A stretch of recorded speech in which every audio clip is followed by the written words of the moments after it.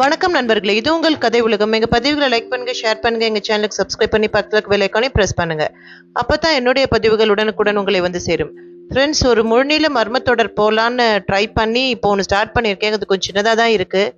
கதையும் நல்லா இருக்க மாதிரி தான் தெரியுது. ஏற்கனவே நீங்கள் கேட்டிருக்கலாம், பட் நான் இதை கேட்டதில்லை. அதனால உங்களுக்காக இதை போடுறேன். அதிசயம்.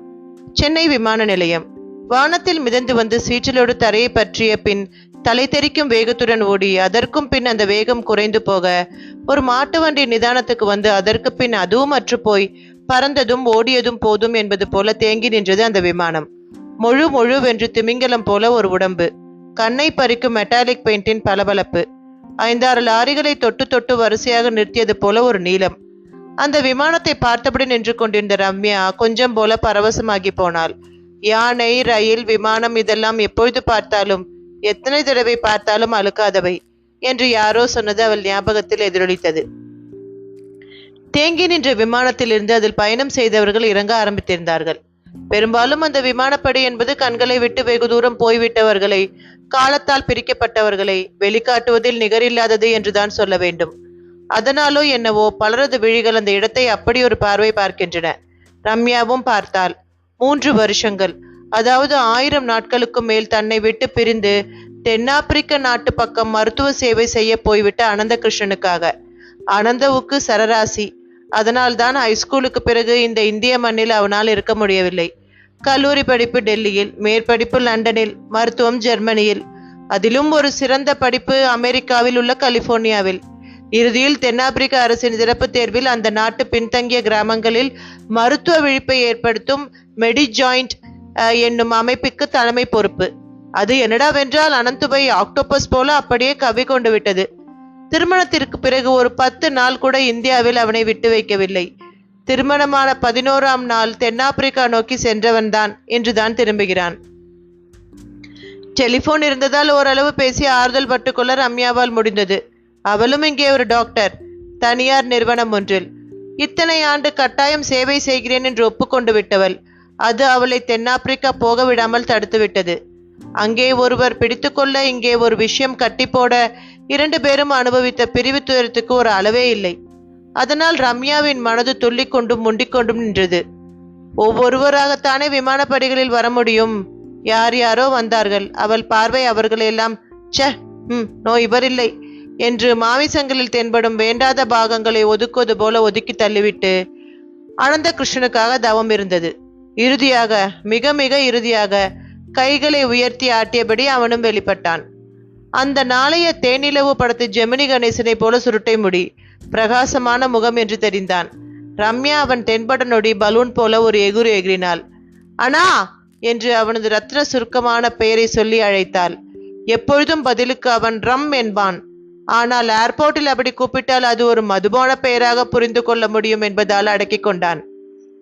பிறகு அவளை சமீபித்து கட்டிக்கொண்டான். கட்டிக்கொள்ளும் போதே கொஞ்சம் அத்துமீறினான். புட்டத்தை அழுத்தி பிடித்தான். அந்த நொடி அவனது 3 வருட வறுமையும் அவனது இளமைக்கான பசியும் அவளுக்கு புரிந்து போயிற்று. அது மட்டுமல்ல, அவன் இடையில் பசிக்கிறதே என்று எந்த ஹோட்டலுக்குள்ளும் நுழையாமல் பவித்திரமாகவே இருந்திருக்கிறான் என்பதும் விளங்கி போயிற்று.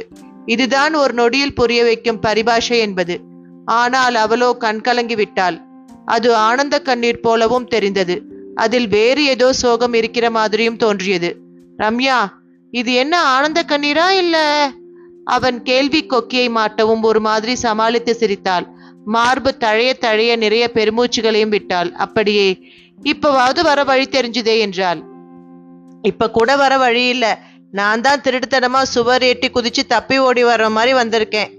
அவளுக்கு அதை கேட்கவும் சுருக்கென்றானது. என்ன ரம்யா, திரும்பி வேகமா போயிடுவேன்னு நினைச்சு இப்பவே கவலைப்பட ஆரம்பிச்சிட்டியா?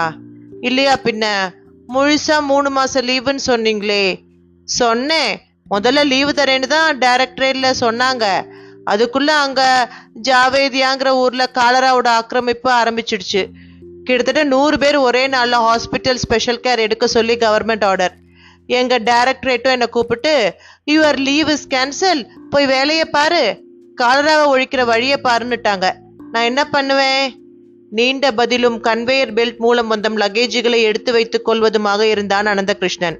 ரம்யா கண்ணை விட்டு உதிர காத்திருக்கும் கண்ணீரோடு அவனை வெறித்தாள். அவனும் அதை கவனித்தான். லுக் டியர், இப்ப எதையும் கேட்காத. 15 நாளைக்கு நான் டாக்டர்ஸ்ங்கிறதையே மறந்து உன்னோட இருக்கத்தான் வந்திருக்கேன். போயா நீயும் 15 நாளும். ரம்யா மார்பில் கைகளால் குத்தினாள். கொஞ்சலாக சினுங்கினாள். காரில் போகும்போது சென்னை அனந்தகிருஷ்ணன் கண்களுக்கு ஒரு புதிய ஊராக தெரிந்தது. வெளிநாடு போய்விட்டு வந்தாலே இப்படித்தான் எல்லோருக்கும் தெரியும். கோவில் மாடுகளின் குறுக்கீடும் சென்ஸ் இல்லாத டிராபிக்கையும் பார்த்து மிகவும் கோபப்பட்டான். கவனித்துக் கொண்டே வந்தாள் அவள். அப்படியே அவன் தோள் மேல் சாய்ந்து கொண்டாள். என்ன வாழ்க்கைங்க இது என்றாள். குரலில் கடலளவு அலுப்பு. பணம் வேணும், அந்தஸ்து வேணும்னா இப்படி எல்லாம் விலை கொடுக்கத்தான் வேணும். அவனிடம் இருந்து வேகமான பதில். அவள் உடனே அதை கேட்டு சற்று விலகி பின் ஒரு குத்து பார்வை பார்த்தாள். என்ன பாக்குற? பார்க்காம அதென்ன பதிலு? எது? பணம் வேணும், அந்தஸ்து வேணும்னா விலை கொடுக்கத்தான் வேணுங்கிறது அதுதானம்மா உண்மை. நான் ஒன்னும் உங்களை பணத்துக்காக கல்யாணம் பண்ணிக்கல. அவன் அந்த பதிலை கேட்ட உடனே ஒரு சிரிப்பு சிரித்தான். என்ன நம்ப முடியலையா? சிரிக்கிறீங்களே.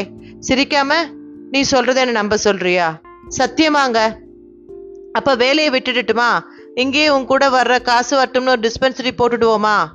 அது கூட வேணாம். ஒரு 6 மாசம் இல்ல ஒரு வருஷம் நம்ம யாரை பத்தியும் கவலைப்படாம, எதை பத்தியும் கவலைப்படாம ஊட்டி கொடைக்கானல் போய் வாழ்ற வழியை பார்ப்போம். திரும்பவும் அனந்தகிருஷ்ணன் சிரித்தான். இப்படி எடுத்ததுக்கெல்லாம் சிரிச்சா என்ன அர்த்தம்? உணர்ச்சி வேகத்துல நீ உளர ஆரம்பிச்சிட்டேன்னு அர்த்தம். அவள் உடனே அவன் பதிலால் அறையப்பட்டது போல ஆகி முகத்தை திருப்பிக் கொண்டாள். சில பல வினாடிகளுக்கு பேச்சே இல்லை. அவனுக்கு புரிந்தது. ரம் அவளை கூப்பிட்டான். அவளிடம் தொடர்ந்து பதிலில்லை. கோவிச்சுக்காதே. I have very very hard time. Just 360 hours. அதுல ஆல்ரெடி ஒரு 33 மணி நேரம் டிராவல்ல போயிடுச்சு. மிச்சத்தை நீ உன் கோபத்தால வீணடிச்சிடாத. போயா, நீ எல்லாம் ஒரு புருஷன். அவள் பதில் கோபத்தை ஒரு மாதிரி முகத்தை வைத்துக்கொண்டு அழகாக வெளிக்காட்ட அவனும் சிரித்தான். இதை உங்க அப்பா கிட்ட போய் சொல்லு. நம்ம கல்யாணத்துக்கு முந்தையே நான் என் நிலைப்பாட்டை அவர்கிட்ட தெளிவா சொல்லிட்டேன். அவர் தான் எனக்கு ஃபாரின் மாப்பிள்ள தான் வேணும். பிரிஞ்சு இருக்கிற மாதிரி ஒரு சூழ்நிலை இருந்தா அது நல்லதுதான். அதனால ஆசையும் பாசமும் அதிகம் ஆகும், அப்படி இப்படின்னு ஏதோ சொன்னார். அவனது பதில் அவளை மேலும் கோபப்படுத்தியது. இந்த அப்பா புடலங்காய் சொன்னார், தாத்தா கத்திரிக்காய் சொன்னார்லாம் என்கிட்ட பேசாத அனந்தகிருஷ்ணா. இப்ப இந்த பொண்டாட்டி சொல்றேன், ஒண்ணு என் கூட இரு, இல்ல அங்கேயே உன் கூட கூட்டிட்டு போ. எப்ப பாரு உன் போட்டோ பார்த்து அழுவுற கன்றாவி எல்லாம் இனி என்கிட்ட நடக்காது. எங்க அப்பா ஒரு அறிவேட்டவன். அவனுக்கு தன் பொண்ணுங்க யாரும் கல்யாணத்துக்கு பிறகு எதையும் கேட்டு வந்துடக்கூடாதுங்கிற எண்ணம். அதான் என் அக்காவை அமெரிக்காவுக்கு பிடிச்சு தரலாம், என்ன ஆப்பிரிக்காக்காரன் உன்கிட்ட தள்ளிட்டான். ஒரு சேரி பெண் போல ரம்யா பேசியது வண்டியை செலுத்தபடி இந்த டிரைவரை கூட சற்று திரும்பி பார்க்க வைத்தது. அனந்தகிருஷ்ணனுக்கு அதற்கு மேல் பொறுமை இல்லை. அவளது வாயை அடைக்க ஒரே ஒரு வழிதான் தெரிந்தது. நல்ல வேளை காரின் முன் சீட்டுக்கும் பின் சீட்டுக்கும் நடுவில் ஒரு மினி கர்டன் இருந்தது. அதை சட்டென்று இழுத்து விட்டான். அப்படியே அவளது வாயை தேடி தன் இதழ்களை கொண்டு சென்றான்.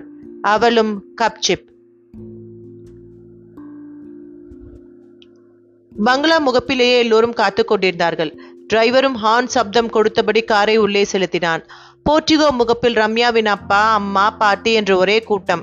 கார் வந்து கிரீச்சிட்டு நிற்கவும் எல்லோரிடமும் பரபரப்பும் படபடப்பும் தொற்றிக் கொண்டது. ரம்யாவின் அம்மா ஸ்ரீராமா ஜெயவீரா என்று முழங்கும் குரலில் பாட்டு பாடி ஆரத்தி எல்லாம் சுழற்றினாள். வெல்கம் மாப்பிள்ள, வெல்கம் என்று ரம்யாவின் அப்பா ராகவன் மார்போடு அணைத்து வரவேற்பு கொடுத்தார். நீங்க ஏன் மாமா ஏர்போர்ட்டுக்கு வரல? அனந்தகிருஷ்ணனும் அடக்க மாட்டாமல் கேட்டான். அவருடனே வேட்டியை விலக்கி காலை காட்டினார். ஒரு பெரிய மாவுக்கட்டு. அவனுக்கு பகீர் என்றது. என்ன ஆச்சு? பதறினான். அவரும் நடந்தபடியே சொன்னார். நடையில் கொஞ்சம் நொண்டல். நேரம் சரியில்லை மாப்பிள்ள, ஒரு மோட்டார் பைக்காரன் குடிச்சிட்டு வந்து கால் மேல ஏத்திவிட்டான். எக்ஸ்ரே எடுத்து பார்த்தா பளிச்சுன்னு எலும்பு முறிவு தெரிஞ்சுது. அப்புறம் என்ன, கட்டு போட்டுட்டார் டாக்டர் என்றார். அவர் முடிக்கும் முன் லொக் லொக் என்று இடைவிடாமல் இரும்பி தனக்கு உடல் நலமில்லை என்று சொல்லாமல் சொன்னால் ரம்யாவின் அம்மா வனலட்சுமி. மாமி, உங்களுக்கு என்ன உடம்புக்கு? ஒரே இருமல், போராததுக்கு ஆஸ்துமா வேற. அனந்தகிருஷ்ணன் பார்வை உடனே ரம்யா பக்கம்தான் திரும்பியது. அந்த பார்வைக்கு அர்த்தமும் அவளுக்கு விளங்கியது.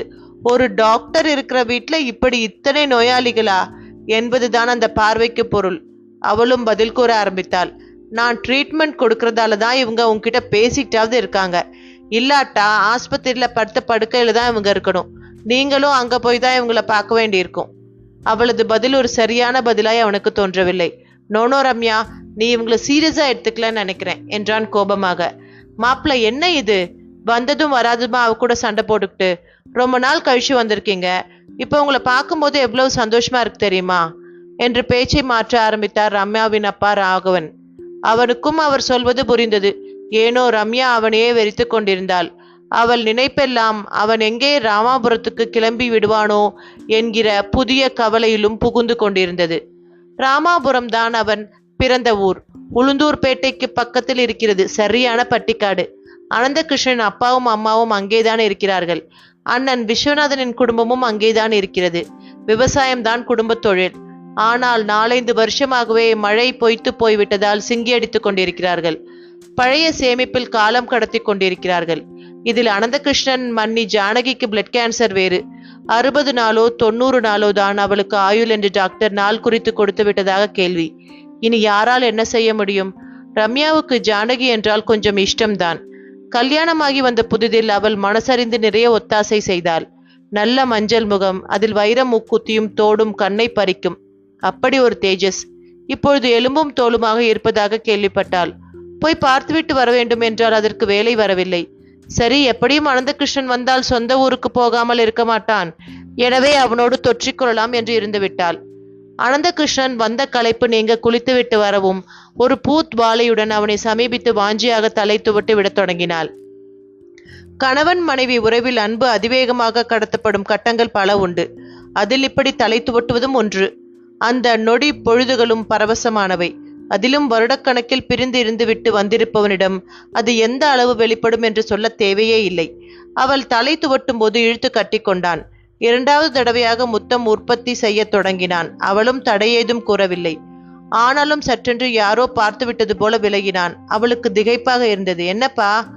ஒண்ணுமில்ல ரம்யா, எல்லார் ஞாபகமும் ஒரு நொடி வந்துடுச்சு. அதனால உன்னை சுத்தி ஒவ்வொருத்தர் ஒவ்வொரு விதத்துல கஷ்டப்படும் போது உனக்கு முத்தம் ஒரு கெடான மனசாட்சி கேட்குற மாதிரி ஒரு பிரமை. உங்க மனசாட்சி ஒரு கோணங்கி. என்ன சொல்ற ரம்யா? நான் தப்பா என்ன சொல்லிட்டேன்? இதோ பாருங்கோ, நான் உங்க மனைவி. எனக்கும் ஒரு குறை இருக்கு, ஞாபகம் இருக்கட்டும். நான் மறுக்கலையே. அப்ப என்னை தொடும்போது எப்படி உங்க மனசாட்சி அப்படி நினைக்கலாம்? எப்படி நினைக்கலாம்னா இது என்ன கேள்வி? இல்லை, நீங்க சமாளிக்கிறீங்க. உங்களுக்கு என் மேல அன்போ அக்கறையோ இல்லை. இப்ப கூட நீங்க இந்தியா வந்திருக்கிறது இந்த ரம்யாவுக்காக இல்லை. அவள் மிக கூர்மையாக எங்கோ செல்ல தொடங்கினாள். என்ன ஒளர்ற? ஒளரல, உண்மையை சொல்றேன். உங்களுக்கு உங்க மன்னி ஜானகியை பார்க்கணும். அவள் ஜானகியை ஞாபகப்படுத்தவும் அவன் உடனே மௌனமானான். உங்க மௌனமே நான் சொல்றதுதான் சரிங்கிறது. சரி ரம்யா, அதுல என்ன தப்பு இருக்கு? அவ எப்ப போய் சேருவான்னு தெரியாது. போறதுக்குள்ள பார்க்க நினைக்கிறது தப்பா? நானும் ஈவு இறக்கம் உள்ளவதான். அது தப்புன்னு சொல்வேனா? அப்புறம் ஏன் அதை ஒரு குற்றம் மாதிரி நினைச்சு கேள்வி கேட்கிற? அவனது கேள்வி இந்த முறை அவளை மௌனத்தில் போட்டு புதைத்தது. விழியோரும் நீர்மணிகள் ஓடி வந்து குடு குடுவென கண்ணக்கதுப்பை ஒரு மைதானமாக நினைத்து கொண்டு உருண்டு ஓடத் தொடங்கின. பைத்தியம், இப்ப எதுக்கு அழற? என் பொசசிவ்னஸ் நினைச்சு அழுக வந்துடுத்து. புரியுறது. நம்ம பிரிவு உன்னை எப்படி எப்படி எல்லாமோ யோசிக்க வைக்கிறது. நானும் புலிவால் பிடிச்ச நாயர் கணக்கா இருக்கேன். அவள் உடனே கண்ணீரை துடைத்து கொண்டு அவனை ஆச்சரியமா பார்த்தாள். அது என்ன புலிவால் பிடிச்ச நாயர்? நீ கேள்விப்பட்டது இல்லையா? புலி ஒண்ணு படுத்து தூங்கிட்டு இருந்துதான். அப்ப அந்த பக்கமா ஒரு நாயர் வந்தாராம். அப்படியே உன் கையால் என் தலையை வாரி விடேன், ஒரு வேலையும் முடியும். நானும் விஷயத்த சொல்லி முடிப்பேன். ஆசையை பாரு. சரி சொல்லுங்கோ. அவள் சீப்பை கையில் எடுத்தபடியே தலையை வாரத் தொடங்கினாள். அவனும் ஆரம்பித்தான். அந்த நாயர் புலியை முதல்ல பார்க்கல. அதோட வாழைத்தான் பார்த்தாடாம். நல்லா வழவழன்னு மஞ்சள் கலர்லையும் கருப்பு வட்ட கோடாயும் அது இருந்துச்சு. ஆஹா, எவ்வளவு அழகா இருக்குதுன்னு நினைச்சுட்டே அதை தொட்டாராம். ஐயோ, கரெக்ட். நீ பயந்த மாதிரிதான் அடுத்து நடக்க ஆரம்பிச்சுது. வாழை அவர் அழகா தொட்டு பார்த்து அது கயிறா இல்ல கம்பான்னு தெரிஞ்சுக்க அதை ஒடிச்சப்போதான் புலி கண்முழிச்சு எழுந்துடுத்து. அப்புறம் தான் நாயருக்கு தான் பிடிச்சிருக்கிறது ஒரு புலியோட வாளுங்கிறதே தெரிஞ்சுது. புலி அவர் மேல பாய பார்த்துச்சு. அவரோ வாழை கெட்டியா பிடிச்சபடியே விடாம அதை அப்படியே இழுத்து பிடிச்சு சுத்த ஆரம்பிச்சார். அப்புறம் சுத்தின்டே இருக்க வேண்டியதுதான். சுத்துறதை நிறுத்தி பிடிய விட்டா புலி அடிச்சிடும். சுத்தின்டேவும் இருக்க முடியாது. என்ன பண்றது? ஐயோ, பயங்கர கிரிட்டிக்கல் பொசிஷன் இல்ல. இன்னைக்கு நீ நான் எல்லாரும் அப்படித்தான் இருக்கும். எப்படி? நான் இப்போ ஒரு ஆப்பிரிக்கா டாக்டர். அக்ரிமெண்ட்டுங்கிற புலியோட வாழை பிடிச்சிட்டேன். விட முடியாது. விட்டா அந்த புலி இத்தனை நாள் சம்பாதிச்ச அவ்வளவையும் திருப்பி கொடுத்துட்டு போன்னு சொல்லும். நீ அனந்தகிருஷ்ணங்கிற இந்த புலியோட புருஷனோட வாழை பிடிச்சிட்ட. உன்னாலையும் என்னை விடவும் முடியல, தொடவும் முடியல. அவள் அதற்கு மேல் அவனை பேச விடவில்லை. இழுத்து மார்போடு அணைத்து கொண்டாள். பொங்கி பொங்கி அழ தொடங்கி விட்டாள். விழுப்புரம் உளுந்தூர்பேட்டை சாலை பூசின மாதிரி கண்ணங்கரையில் என்று இருந்தது. இரு பக்கமும் பரட்டை தலையோடு தடிதடியாய் புளிய மரங்கள். மரத்தடியில் சில ஆடுகள் மேய்ந்து கொண்டிருந்தன. சில சிறுவர்கள் தொரட்டி குச்சியும் கையுமாய் அரை டிராயர் மட்டும் அணிந்தவர்களாய் சுற்றி வந்து கொண்டிருந்தார்கள். ஆங்காங்கே மரக்கிளைகளில் அலுமினிய தூக்குவாளிகள் தொங்கிக் கொண்டிருந்தன. அதில் கம்பங்கூழோ அரிசி கஞ்சியோ இல்லை, பழைய சோறாதான் இருக்கும். அக்மார் கிராமத்து காட்சிகள். ரசித்தபடியே காரை டிரைவ் செய்து கொண்டிருந்தான் அனந்தகிருஷ்ணன். அருகில் இணை பிரியாதவளாக ரம்யா. இருவர் பார்வையும் சுற்றுச்சூழலை ரசித்தபடியே வந்தது. கண்ணு கெட்டிய தூரம் வரை செம்மண் காடு. உழவர்கள் உழுது போட்டிருந்தார்கள். ஆனால் பச்சையை தான் பார்க்க முடியவில்லை. ஆமா, இது என்ன மாசம்? அனந்தாவின் கேள்வியை தொடர்ந்து, இப்ப என்ன மாசத்தை பத்தின கவலை என்றாள் ரம்யா. இல்ல, மே ஜூன் மாசம் மாதிரி இப்படி காஞ்சி கிடக்கேன்னு கேட்டேன். அங்க உங்க தென்னாப்பிரிக்காவில விளைஞ்சு தளர்றதாக்கும். அப்கோர்ஸ், இந்த அளவு வறட்சியை நாங்க எங்கேயுமே பார்த்ததில்ல ரம்யா. ஏன் இப்படி இருக்கு? இது நம்ம ஊர் தானா? மழை பெஞ்சு 3 வருஷமானா வேற எப்படி இருக்கும்? மை காட், அப்ப மழையே இல்லையா? பெய்யும், ஆனா பெருசா பெய்யாது. சும்மா கொஞ்ச நேரம் தூறிவிட்டு அடங்கிடும். இருக்கிற சூட்டை எல்லாம் நன்னா கிளப்பி விட்டுடும். ஏண்டா இந்த மழையே பெஞ்சுதுன்னு இருக்கும். தென் குழாயெல்லாம் ஒழுங்கா தண்ணி வரதா? இது குழாயில தண்ணி வர காலம் இல்ல மைடியர் மணாலா, லாரியில தண்ணி வர காலம். பாட்டாவது பூட்டாவது. உங்க சவுத் ஆப்பிரிக்கால இந்தியா பத்தி, பர்டிகுலரா தமிழ்நாடு பத்தி எல்லாம் பேப்பர் வராதா? இல்ல நீங்க தான் டிவி நியூஸ் எல்லாம் பாக்குறது இல்லையா? என்ன ரம்யா, தினம் எங்க மழை பெஞ்சதுன்னு எங்க வெயில் அடிக்கிறதுன்னா பார்த்துட்டு இருக்க முடியும்? நான் டாக்டருமா.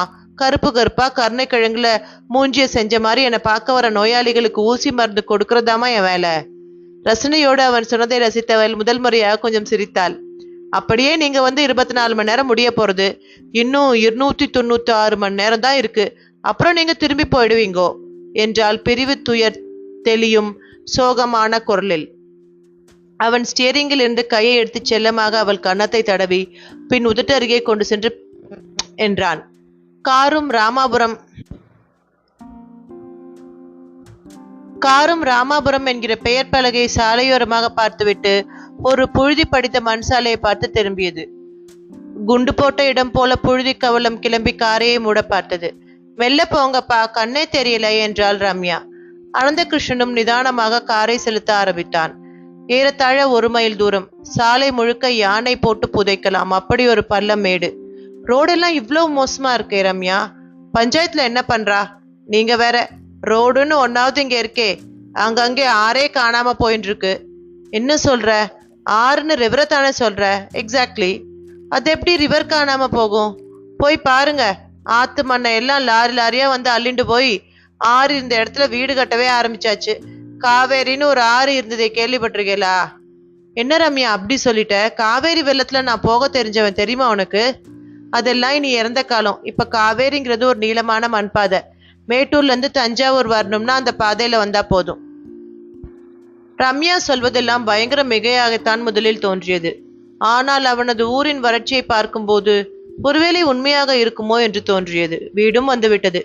முன்பே போன் செய்து தகவல் தந்திருந்ததால் அக்ரஹாரமே அவரவர்கள் வீட்டு வாசலில் நின்றபடி அனந்தகிருஷ்ணனை வரவேற்க காத்திருந்தது. ஒரு அரை டிராயரோடு சைக்கிள் டயர் ஒன்றை உருட்டி கொண்டு ஊரை சுற்றி வந்த பிள்ளை இன்று வெளிநாட்டில் வசிக்கும் ஒரு பிரபலமான டாக்டர். அவர்களுக்கெல்லாம் பெருமிதமாக இருந்தது. அது அவர்கள் முகத்தில் தெரிந்தது. அவனும் காரை விட்டு இறங்கினான். எல்லோரையும் ஒரு பார்வை பார்த்தான். யாரையுமே சற்றென்று அடையாளம் காண முடியவில்லை. வெடவெடவென்று கை கால் நடுங்க கைத்தடியோடு ஒரு பாட்டி வந்தாள். அனந்தா என்றால் பொக்கை வாயை பிளந்தபடி. அவனுக்கு அது யாரென்றே விளங்கவில்லை. என்னடா பாக்குற? பங்கஜா பாட்டிடா என்றாள் அவள். அதன் பிறகுதான் ஞாபகம் வந்தது. பாட்டி நீயா என்று கட்டிக்கொண்டான். அவளை சட்டென்று உணர முடியாமல் போனதற்காக ஒரு பக்கம் வருத்தப்படவும் செய்தான். அடுத்தடுத்து வரதன், டெல்லி மாமா, அப்பு, நரசிம்மாச்சாரி, வனஜா என்று வரிசையாக எல்லோரும் அவனிடம் வந்து நலம் விசாரித்தார்கள். சிலரைத்தான் அடையாளம் தெரிந்தது. பலரை அடையாளம் காண முடியாதபடி மாறியிருந்தார்கள். அண்ணா விஸ்வநாதனும் இறுதியாக வந்து, வா அனந்தா என்று தோளில் கை போட்டு அணைத்தபடி வீட்டுக்கு அழைத்து சென்றார். எப்படின்னா இருக்க? இருக்கேன். அந்த பதிலில் உயிரில்லை. அந்த தெருவிலேயே மாடி வீடுள்ள ஒரே குடும்பம் அவர்கள் குடும்பம்தான். அந்த மாடியில் தான் இருந்தார்கள் அனந்தாவின் தாய் தந்தையர். அப்பா அம்மா மாடியில தான் இருக்கா. அவளால மாடிப்படி ஏறி இறங்க முடியாது. எதுனாலும் நாம தான் போய் பார்க்கணும் என்றார் விஸ்வநாதன். அவளை அப்புறம் பார்க்கலாம், அண்ணி எங்க? அவன் உதடு துடித்தது. விஸ்வநாதனும் சில நொடி வெறித்துவிட்டு, இப்பத்தான் ஊர்ல இருந்து வந்திருக்க, வந்த உடனே அவன் முகத்துல விழிக்கணுமா என்றார். அந்த கேள்வியில் ஏராளமான அளவில் பலவிதமான உட்பொருள். என்னன்னா அப்படி சொல்லிட்ட? நான் வந்திருக்கிறதே மன்னிக்காதானா? சொல்லும் போதே அவன் குரல் உடைந்து போயிற்று. ரம்யாவும் ஆமோதிக்கிற விதமாய் அவரை பார்த்தாள். சரி, அந்த ரூம்ல தான் இருக்கா, போய் பார்த்துட்டு வாங்கோ என்று கையை காட்டினார் விஸ்வநாதன். ஆனால் அவர் உடன் செல்லவில்லை. அனந்தகிருஷ்ணனும் ரம்யாவும் இறுகிய மனசோடும் இருளடிந்த முகத்தோடும் அந்த அறைக்குள் நுழைந்தனர். அறைக்குள் நல்ல இருட்டு. ஒரே ஒரு நைட் லைட் மட்டும் ஒரு மெழுகுவர்த்தி சுடர் அளவுக்கு வெளிச்சத்தை சிதறவிட்டு கொண்டிருந்தது. அறையின் ஒரு மூலையில் கயிற்றுக்கட்டில், கட்டில் மேல் கருப்பாய் ஒரு உருவம் படுத்திருப்பது லேசாய் தெரிந்தது. அவ்வப்போது அந்த உருவம் மெல்ல முணங்கிவிட்டு புரண்டு படுக்க கூட திராணியற்றது போல மெல்ல அசைந்தது. நெடுநேரம் வரை கிட்டே நெருங்காமல் அதை பார்த்த அனந்தகிருஷ்ணனுக்கும் ரம்யாவுக்கும் அடுத்து என்ன செய்வதென்றே தெரியவில்லை. அதற்காக எவ்வளவு நேரம் அங்கேயே அப்படியே கிடக்க முடியும்? எலி ஒன்று சரசரவென்று ஓடி ஒரு சின்ன சலனம் ஊட்டியது. கப்பென்று ஒருவித அழுக்கு வாசம் வேறு.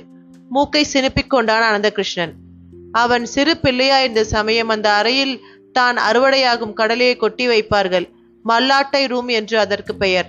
அப்பொழுதே ஜானகி அவனுக்கு மண்ணியாக வந்து விட்டாள். அனந்தகிருஷ்ணன் அவன் அப்பாவுக்கு ஒரு அதிசயம் போல வந்து பிறந்த பிள்ளை. அதாவது அவரது 60வது வயதில் அவருக்கு சாந்தி முகூர்த்தம் நடத்திய போது அதில் உருவானவன். இதை உலக அதிசயங்கள் ஒன்றாக சொல்லலாம். இப்பொழுது இருக்கும் அண்ணா விஸ்வநாதன் தத்துப்புத்திரனாக வந்தவர்தான். அதே சமயம் அண்ணா மன்னிக்கும் வாரிசே இல்லை. எனவே அனந்தாவையே ஜானகி தன் பிள்ளை போல நினைக்க ஆரம்பித்து விட்டாள். அவள்தான் அவனுக்கு சோறு ஊட்டினாள், பாலும் ஊட்டினாள். அவன் அம்மாவுக்கு வெட்கமும் வேதனையும் அவன் அருகே அதிகம் நெருங்க விடாமல் செய்துவிட்டது. சுருக்கமாக சொல்வதானால் அனந்தாவுக்கு ஜானகிதான் தாய். பளிச்சென்று ஜொலித்த அன்பு தாய். அவளா இன்று இப்படி ஒரு மூலையில்? அனந்தகிருஷ்ணனுக்கு துக்கம் தொண்டையை அடைத்தது. மன்னி என்றான் மெல்லிய குரலில். அவள் காதுகளுக்கு அது போய் சேரவில்லை. மன்னி சற்றே உரக்க குரல் எடுத்தான். யாரது? அவளிடமும் பதில் கேள்வி. நான் தான் அனந்தா. அனந்தா? அவள் அடுத்த நொடி பலத்தை எல்லாம் திரட்டியவளாக நிமிர்ந்து எழுந்து அமரத் தொடங்கினாள். இருவரும் ஓடி சென்று அவள் அருகில் அமர்ந்து அவளை அப்படியே தாங்கிக் கொண்டனர். எப்ப வந்த? வந்து ரொம்ப நாழியாச்சா? ஆமா, ஆரத்தி எடுத்தாளா? அந்த நிலையிலும் ஐதீக கவலை அவளிடம். அட என்ன மணி நீ, இப்ப ஆர்த்தி தான் ஒரு கேடா? கேட்கும் போதே அனந்தகிருஷ்ணன் குரல் உடைந்து போனது. ரம்யா எழுந்து சிரமப்பட்டு சுவிட்ச் போர்டு எங்கே என்று தேடி சுவிட்சை போட்டதில் 100 தடவை சிடுங்கிவிட்டு பிறகு போனால் போகிறது என்று எரிய தொடங்கியது டியூப்லைட். அந்த வெளிச்சத்தில் அவள் முகத்தை பார்க்க சகிக்கவில்லை. தலைமுடியெல்லாம் உரிந்து கன்னமெல்லாம் சுருங்கி வெயிலில் உலரப்போட்ட ஆப்பிளின் தோல் போல இருந்தது. ஜெகஜோதியாக ஜொலித்த அந்த பழைய முகத்தை கற்பனை கூட செய்து பார்க்க அவனால் முடியவில்லை. மன்னி, என்ன மன்னி இது? உனக்கா இப்படி ஒரு கதி என்று கட்டிக்கொண்டு கதறத் தொடங்கிவிட்டான். சப்தம் வெளியே விஸ்வநாதன் காதுகளிலும் விழுந்தது. அதே சமயம் விஸ்வநாதனை பார்க்க ஒருவர் வந்தார். விச்சா அழைத்தார். யாரு? நான் தான் கோபு. கோபுவா? வா கோபு, தம்பி வந்திருக்கான் போல இருக்கு. ஆமா, சந்தோஷம். நான் வந்த விஷயத்த சொல்லி முடிச்சிடுறேன். சந்திரானந்த சுவாமிகள் பக்கத்துல பாதூருக்கு வந்தாச்சு. நாளைக்கு நம்ம ஊருக்கு வர்றதுக்கும் சம்மதிச்சிட்டாராம். பாதூர் வரதன் மாமா தகவல் சொல்லிவிட சொன்னார். அதுக்கு நாம என்ன பண்ணணும்? என்ன விச்சா கேள்வி இது? அவர் வந்துட்டு போனா மழை பெஞ்சு எல்லாம் சுபிட்சமா இருப்பாங்கிறது நம்பிக்கை. நம்ம ஊருக்கு ஆச்சப்பாடுதான் உனக்கு தெரியுமே. சரி, என்ன பண்ணும்? நம்ம பிரசிடென்ட் பிச்சைமூர்த்தி கிட்ட கேட்டுட்டு சொல்லு. அவர்கிட்ட எல்லாம் பேசியாச்சு. ஒண்ணுமில்ல, அவர் வரும்போது பூர்ண கும்ப வரவேற்பு கொடுத்தா போதும். அவர் நடந்துதான் வருவாராம். வழியில எல்லாரும் ஆரத்தி எடுத்தா நன்னா இருக்கும். அவர் எவ்வளவுக்கு எவ்வளவு சந்தோஷப்படுறாரோ அந்த அளவுக்கு மழை பெய்யுமா? கோபு சொல்ல சொல்ல ஒரு சன்னமான கேலி சிரிப்பு விச்சாவிடம். என்ன விச்சா, உனக்கு நம்பிக்கை இல்லையா? இப்ப நான் இருக்கிற நிலையில எனக்கு எதை நம்புறது எதை நம்ப கூடாதுன்னே தெரியல. சரி சரி, என்ன செய்யணுமோ அதை செஞ்சிடலாம். அனந்தகிருஷ்ணன் கிட்ட இன்னும் ஒரு வார்த்தை சரியா பேசல. என் சார்பில் நீயே ஏற்பாடு பண்ணிடே என்று செய்தி சொன்ன கோபுவிடமே பொறுப்பை ஒப்படைத்து விட்டு திரும்பினார்.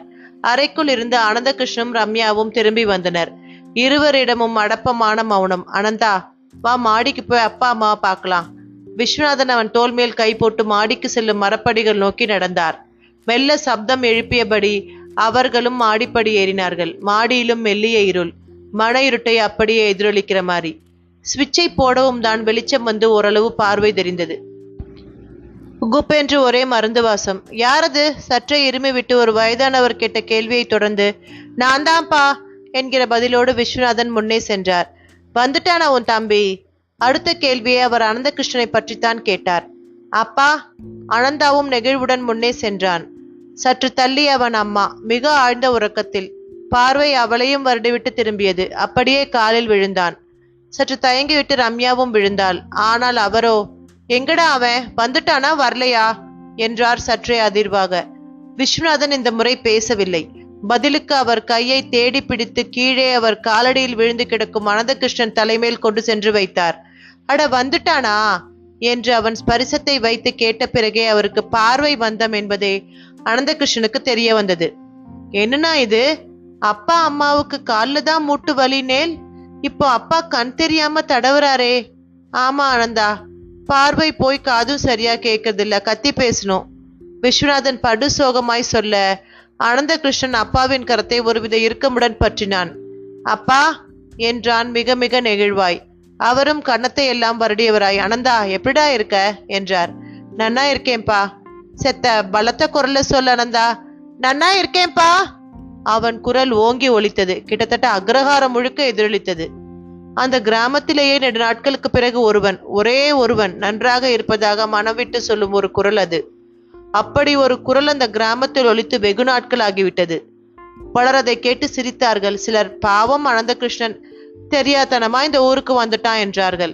அவனுக்கு என்ன தலையெழுத்து, நன்னா சவுத் ஆப்பிரிக்கால ஜம்முன்னு ஜில்லுங்கிற கிளைமேட்ல இருக்கிறத விட்டுட்டு இங்க வந்து நன்னா இருக்கேன்னு வேற ஸ்டேட்மெண்ட் எல்லாம் விட்டுண்டு வீட்டு திண்ணையில் உள்ள ஒரு பெரியவர் செட்டிமெண்டாய் மிக வருத்தப்பட்டு கொண்டார். மாடியிலோ அன்பு பரிமாற்றம் தொடர்ந்து கொண்டிருந்தது. அப்பாவை தொடர்ந்து அம்மாவிடம் சென்றான். எப்பொழுதும் எல்லோருக்கும் அம்மாதான் முதலில். ஆனால் அனந்துவிற்கு சிறு வயது முதலே அம்மா ஒரு இறுதி மனுஷியாகவே ஆகிவிட்டாள். பாட்டியாகிய வேண்டிய வயதில் தாயானதற்காக சந்தோஷப்படுவதா துக்கப்படுவதா என்பது தெரியாமல் திண்டாடியே குழம்பி போவாள். இப்பொழுதோ முதுமையோடு அதன் எல்லா விதமான நோய்களும் அவள் உடம்பில் வாடகைக்கு வாசம் செய்கிற மாதிரி வாசிக்க தொடங்கிவிட்டன. அண்ணா, அம்மா தூங்குறாளா? எழுப்பேன். வேண்டாம் ஆனந்தா, அவ தூக்க மாத்திரை போட்டுட்டு தூங்குறா. இல்லைன்னா மூட்டு வலி ஒத்த தலைவலின் பிராணனை வாங்கிடுவா. ஏகத்துக்கும் அனபிராந்தி. விஸ்வநாதன் சொன்னதை தொடர்ந்து அவள் காலை மட்டும் தொட்டு கண்ணில் ஒற்றிக்கொண்டான். அப்படியே திரும்பி ரம்யாவை பார்த்தான். அவள் வேதனையின் உச்சத்தில் இருந்தாள். வீடு முழுக்க ஒரே புழுக்கம். கரண்ட் வேறு போய்விட்டிருந்தது. ரம்யாவிற்கு நரகத்தில் இருப்பது போல இருந்தது. விஸ்வநாதன் ஒரு விசிறியை எடுத்து வந்து அவரிடம் தந்து விசிறிக்கொள்ள சொன்னார். அனந்தகிருஷ்ணனோ இந்த புழுக்கம் எல்லாம் ஒரு புழுக்கமா என்பது போல எங்கோ வெறித்தபடி இருந்தான். அனந்தா சொல்லுண்ணா, எப்படி இருக்கும் பொழப்பு? இருக்கேண்ணா. ஏண்டா சுரத்தை இல்லாம பேசுற? ஆமா, எப்ப ரம்யாவை கூட்டிட்டு போக போற? அது அவ்வளோ சுலபம் இல்லைண்ணா. அப்ப எவ்வளவு நாள் தான் இப்படி பிரிஞ்சே இருக்க போறேன்? காசும் பணமும் பெருசு இல்லைன்னு நினைக்கிற வர. சட்டென்று அவன் பதிலில் ஏராளமான உட்பொருள். பைத்தியக்காரன் மாதிரி பேசாத. ரம்யா உனக்கு அங்க போக இஷ்டம் தானே? இஷ்டம்தான். ஆனா நானும் இங்க ஒரு கான்ட்ராக்ட்ல மாட்டின்னு இருக்கேன். என்னமா பெரிய கான்ட்ராக்ட்? கேன்சல் பண்ண முடியாதா? அத முடியாது. அப்படி பண்றதா இருந்தா நானும் சரி அவரும் சரி இதுவரை வாங்கின எங்க சம்பளத்தை ரீஃபண்ட் பண்ணி ஆகணும். இது என்ன கொடுமை? சாரி, இதுவரை வாங்கின எங்க சம்பளத்தை ரீஃபண்ட் பண்ணி ஆகணும். இது என்ன கொடுமை? அது என்னன்னா கொடுமை? இங்க நீங்க இருக்கிறத விடவா? அனந்தகிருஷ்ணன் அம்பாரமாய் பரிதாபப்பட்டு விட்டு உள்ளே புழுக்கத்தில் இருக்க முடியாமல் மாடிப்படி ஏறினான். எங்க போற? மொட்டை மாடிக்கு. ஒரே புழுக்கமா இருக்கு. அவனை ரம்யாவும் பின்தொடர்ந்தாள். மொட்டை மாடி சன்னமாய் காற்று உலாத்தியபடி இருந்தது. மொத்த ஊரும் தெரிந்தது. ஆங்காங்கே தென்னை மரங்கள் மட்டைகளை இழந்து ஒட்டடை குச்சி போல நின்று கொண்டிருப்பதை பார்த்து அனந்துவுக்கு அழலாம் போல இருந்தது. இங்க காத்து எப்படி வீசும் தெரியுமா? தலைமுடியே பிச்சுண்டு போற மாதிரி இருக்கும். இப்ப அதுக்கு கூட கேடு வந்துடுது. மழை போயிட்டாலே எல்லாம் போயிடுறது. நான் என்ன பண்றது? அது சரி, 1 வருஷம் போய்க்கும், 2 வருஷம் போய்க்கும். இப்படியா தொடர்ச்சியா? அக்கிரமம் அதிகரிச்ச ஆண்டவன் இப்படித்தான்ப்பா தண்டிக்க தொடங்குவான். அவன் புலம்பலுக்கு பதிலாக விஸ்வநாதனும் ஆடிக்கொண்டு சேர்ந்தார். சும்மா இருனா. எங்க அக்கிரமம் நடக்கல? அமெரிக்காவில நடக்கலையா இல்ல ஆப்பிரிக்காவில நடக்கலையா? ஒரு பெரிய பில்டிங்கையே போட்டு தள்ளலாம் பின்லாடன். லட்சக்கணக்கான பேரை கொன்ன இடியமீனை விடவா அங்கெல்லாம் பெய்யறது? இங்க பெய்யலன்னா அதுவா காரணம்? நீ என்ன சொல்ற? இந்த அக்கிரமம் ஆட்டுக்குட்டி இதுக்கும் மழைக்கும் எந்த சம்பந்தமும் இல்லைங்கிறேன். அப்ப எதனால மழை பெய்யல? இயற்கைன்னு சொல்றதை தவிர வேறு என்னத்த சொல்ல? ரொம்ப தப்பு ஆனந்தா. மனுஷ வாழ்க்கையோட தர்மங்கள் தான் பூமியில எல்லோருடைய சந்தோஷத்துக்கும் காரணமா அமைகிறது. அப்படின்னா இந்த தர்மம் ஏன் மேல்நாடுகளை வேலை செய்ய மாட்டேங்கிறது? அது வேலை செய்யலன்னு உனக்கு யார் சொன்னா? பார்த்தா அப்படி தெரியலையே. பார்க்க தெரியலன்னு சொல்லு. ஒரு வேதாந்திரி ஆட்டம் விஸ்வநாதன் சொன்னதற்கு ரம்யாவிடமும் ஒரு கேலி புன்னகை பதிலாக அரும்பியது. விஸ்வநாதனும் கவனித்தார். என்ன லேடி டாக்டர், நீயும் அனந்தா மாதிரியே யோசிக்கிறவளா? ஆஃப்கோர்ஸ். இந்த பாவம் புண்ணியம் அதனால சொர்க்கம் நரகம் இதுல எல்லாம் எனக்கு நம்பிக்கை இல்லை. எல்லாம் ஹம்பக்கு, அம்பளி மாமா விஷயம். புத்தி மனுஷனோட புத்தி தான் எல்லா இன்பத் துன்பங்களுக்கும் காரணம். ரம்யா தேர்ந்த மேடை பேச்சாளி மாதிரி பேசினாள். விஸ்வநாதன் அடுத்து கேட்டதுதான் அவளை வெகுவாக யோசிக்க வைத்துவிட்டது. அப்ப நீங்க 2 பேரும் ஏன் பிரிஞ்சு கிடந்து கஷ்டப்படணும்? உங்க புத்தியால் அதையே உங்களால மாத்திக்க முடியல? அது முடியும், ஆனா ரீபேமெண்ட் பண்ணும்னு சொன்னேனே. அப்ப ஏதோ ஒரு காரணம் கட்டி இழுக்கிறதுன்னு சொல்லு. நீங்க என்ன சொல்ல வரேல்? அந்த காரணத்துல இருக்க விஷயம், அதைத்தான் விதிங்கிறோம். போறோம், விட்டுருங்கோ. இதுக்கு மேல இந்த விஷயத்த பேச வேண்டாம். அவர் பல வருஷம் கழிச்சு வந்திருக்கார். இருக்க போறது சில நாட்கள் தான். வெட்டியா போகிறதுல ஒரு பிரயோஜனம் இல்லை. ரம்யா சங்கடமான அந்த சூழ்நிலைக்கு ஒரு முற்றுப்புள்ளி வைக்க துடித்தாள். அண்ணா, மன்னிய பத்தி கொஞ்சம் சொல்லு. மன்னிய காப்பாத்த வழியே இல்லையா? இருந்தா நான் அவளை அப்படி ஒரு இருட்டு ரூம்ல போட்டு வச்சிருப்பேனா? அப்கோர்ஸ் இந்த எய்ட்ஸ் கேன்சருக்கெல்லாம் ஒரு ரைட் மெடிசன் இதுவரை கண்டுபிடிக்கப்படலதான். கடவுளா பார்த்து அவளை காப்பாத்தினாதான் உண்டு. விஸ்வநாதனின் பதில் திரும்பவும் அனந்தகிருஷ்ணனை குத்தியது. நீ இப்படி கடவுள் கடவுள்னு சிந்திக்கிறதாலதான் மன்னி விஷயத்துல பெருசா ஸ்டெப் எடுக்கலையோன்னு நான் நினைக்கிறேன். பைத்தியக்காரா, அந்த சிந்தனை இருக்கிறதாலதான் மனுஷனாவே இருக்கேன். அவர் நிச்சயம் ஏதாவது பண்ணி நல்லது நடக்கும் நம்பிண்டு ஒவ்வொரு நாளையும் கடத்திண்டு இருக்கேன். விஸ்வநாதனின் பதிலில் முடிவில் டோம் டோம் டோம் என்று தெருவில் சட்டிப்பானை முரசு ஒலிக்கும் சப்தம்.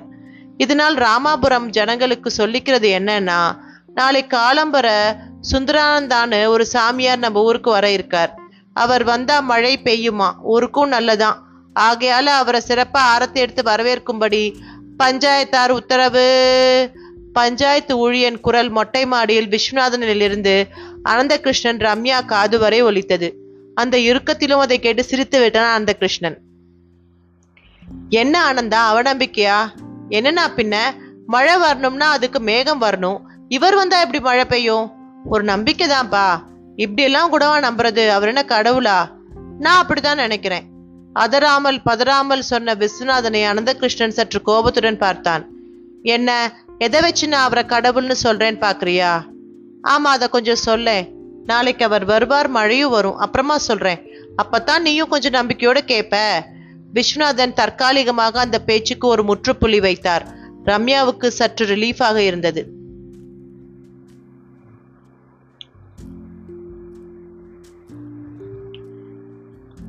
வாசலில் பெரிதாக நாதஸ்வர மேல சப்தம் கேட்டு கண் விழித்தார்கள் அனந்தகிருஷ்ணனும் ரம்யாவும். மாடியில் ஒரு அறையில் அவர்கள் படுத்திருந்தனர். அறை ஜன்னலை திறந்து வெளியே பார்த்தபோது வீதி பளிச்சென்று தெரிந்தது. வீதி முழுக்க வாசல் தெளித்து கோலம் போடப்பட்டிருந்தது. ஒரு ஆச்சரிய அதிர்ச்சியாக விஸ்வநாதன் தன் வீட்டு வாசலில் கோலம் போட்டு கொண்டிருந்தார். அதை பார்த்த அனந்தகிருஷ்ணனுக்கு வெட்கமாகிவிட்டது. ரம்யா, போ, அண்ணா கிட்ட இருந்து கோலமா வாங்கி நீ கோலம் போடு என்றான். ஐயோ, எனக்கு தெரியாதே என்று கொட்டாவி பிரிய நெளிந்தாள் ரம்யா. அவனுக்குள் அது மேலும் வெட்கத்தை உருவாக்கியது. கோலம் போட தெரியலன்னு ஒரு பொண்ணு சொல்றதை இப்பதான் கேட்கிறேன் என்றான் சற்று கோபமாக. நான் ஹாஸ்டல்ல படிச்சு வளர்ந்தவ. தெரியாததான் சொல்வேன். ஆமா, எதுக்கு இந்த கூத்து என்று பதில் கேள்வி எழுப்பினாள் அவள். தெரியல, ஒருவேளை அந்த சுவாமிகள் வரப்போறார்னு அண்ணா சொன்னார் இல்லையோ, அதுக்காக இருக்கலாம் என்றவன் மலமளவென்று கீழே இறங்க ஆரம்பித்தான். வாசல் பக்கமும் வந்தான். குட் மார்னிங் அண்ணா. Very good morning. என்னன்னா இது, நீ போய் கோலம் போட்டுண்டு? ஏன்பா, ஆம்பளைங்க கோலம் போடக்கூடாதுன்னு ஏதாவது இருக்கா என்ன? அப்படி இல்ல, ஒருத்தருக்கு 3 பேர் பெண்கள் இந்த வீட்டுல இருந்தும் நீ போடுறது சங்கடமா இருக்குண்ணா. தப்பா சிந்திக்கிற. ஜானகி பல வருஷம் கோலம் போட்டவ. இப்ப அவளால முடியல, நான் போடுறேன், அவ்வளவுதான். ஆமா, எதுக்கு இத்தனை கலைபரம்? நான் தான் சொன்னேனே, இந்த சுவாமிகள் வரார். அவர் யார் கோலம் போட்டிருக்கார் போடலன்னா பார்க்க போறார்? அவர் பாக்குறாரோ பார்க்கலையோ, நாம நம்ம மன அழக அவரை உத்தேசிச்சு காட்டுற ஒரு சம்பிரதாயம் இது. விஸ்வநாதனின் பதிலை கேட்டபடி ரம்யா பின்தொடர்ந்து வந்தாள். அவள் கைகளில் டூத் பிரஷ் பேஸ்டுடன் அதை அனந்தகிருஷ்ணனுக்காக நீட்டினாள். அவனும் வாங்கி கொண்டு மௌனமாக புழக்கடை பக்கம் சென்றான். கிராமத்து வீடாகையால் கிணறும் சிமெண்ட் தொட்டியும் வரவேற்றன. பக்கமாய் அவர்கள் அங்கே புழங்கும் நீரை குடித்து வளர்ந்திருக்கும் திரட்சியான வாழை மரம். தொட்டி தண்ணீரில் நல்ல சிலுசிலுப்பு. பக்கமாய் ஒரு மன்னார்குடி பித்தளை செம்பு. அதில் நீரை மொண்டு வாயினுள் விட்டு கொப்பளிக்கும் போது பால்ய பிராய ஞாபகம் ஒரு மெலிசான பாலித்தீன் தாள் போல தோன்றி மனமூட்டம் போட்டது. இப்பொழுது என்ன தான் கோட்டு சுட்டு போட்டு விமான பயணம் செய்து தலுக்காக வாழ்ந்தாலும் அந்த நாளின் உற்சாகமும் மன நிம்மதியும் இப்பொழுது இல்லாது போய்விட்டது போல தோன்றியது. ரம்யா விசிராந்தியாக பல் விளக்கியபடி இருந்தாள். அவளுக்கு எப்பொழுது ஊருக்கு போவோம் என்று இருந்தது. அதை கேட்கவும் செய்தாள். ஆமா, எப்ப புறப்பட போறோம்? ஏன் ரம்யா, உடனே திரும்பணும் போல இருக்கா? என்ன வேலை இங்க, அதான் கேட்டேன். சென்னையில தான் என்ன பண்ண போறேன். சோ இங்க ஒரு 4-5 நாள் இருந்துட்டு போவோமே. என்ன தலையெழுத்து, ராத்திரி எல்லாம் ஒரே கொசுக்கடி. ஆனாலும் இவங்க பொல்யூஷனே இல்லை, அதை நீ ஒத்துக்கணும். அண்ணாமணிக்கும் நம்ம வந்தோம் 4 நாள் தங்கினோம்னா ஒரு சந்தோஷம் தானே. ரம்யா பதிலுக்கு ஒரு முறை முறைத்தாள். டேக் இட் ஈஸி டியர், இது நான் பிறந்து வளர்ந்த ஊர். இங்க நீ பார்க்க வேண்டிய இடங்கள் எவ்வளவோ இருக்கு தெரியுமா? ஆமா, பெரிய டிஸ்னி வேர்ல்டு. ரம்யாவின் குரலில் பழிப்பு. டிஸ்னி வேர்ல்டை விட த்ரில்லான ஒரு இடம் இருக்கு தெரியுமா? என்ன, ஏதாவது பாழடைஞ்ச கோயிலும் அங்க ஒரு குகையும் இருக்காக்கும். அவள் அப்படி கேட்டதும் தான் தாமதம். அவனுக்கு ஊருக்கு தெற்கில் உள்ள பத்ரகாளி கோவிலும் அங்குள்ள விக்ரமாதித்தன் குகையும் உடனே ஞாபகத்துக்கு வந்தன. ஏய் ரம்யா, உனக்கு ஆனாலும் மகா ஞான திருஷ்டி, எப்படி தெரியும் இந்த ஊர்ல அப்படி ஒரு கோயில் இருக்குன்னு? எதிர்கேள்வியை கொப்பளி போட்டு கேட்டுவிட்டு முகத்தையும் கழுவி கொண்டான். போரும், அசடு வழிகிறது. அவளும் சிலுங்கினாள்.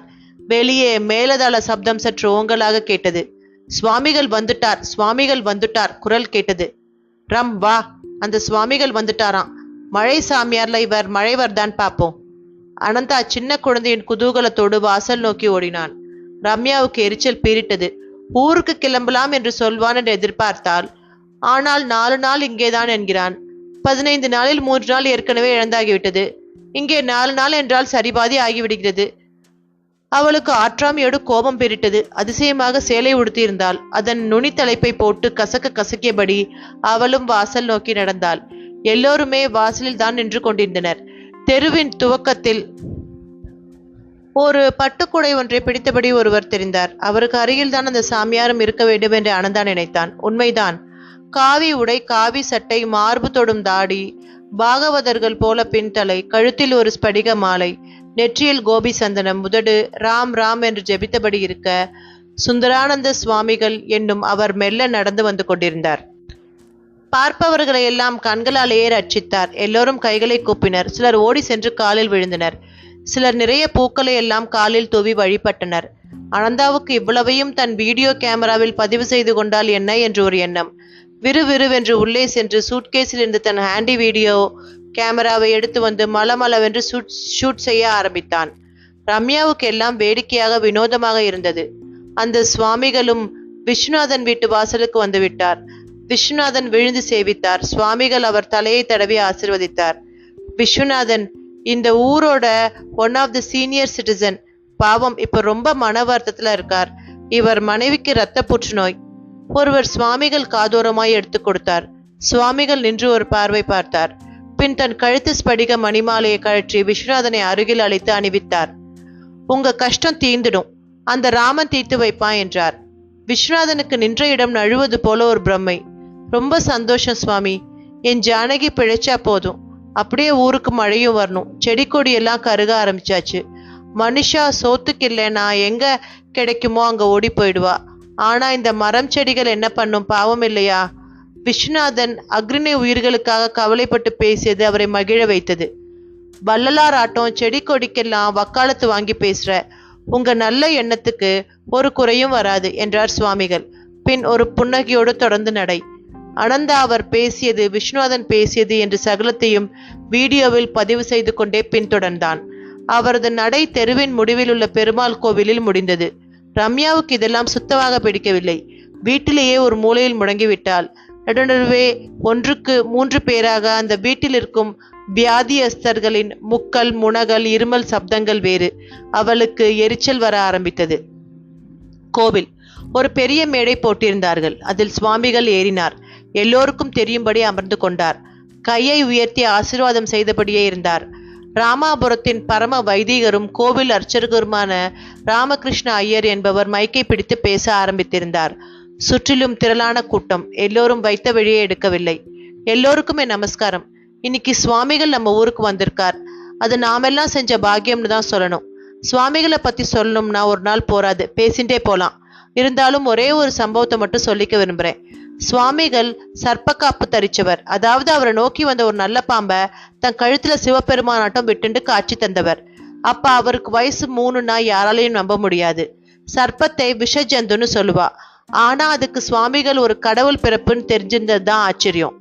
அப்புறம் தான் சுவாமிகளோட அப்பா அம்மாவே தெரிஞ்சுண்டானா பாத்துக்கோங்களேன்.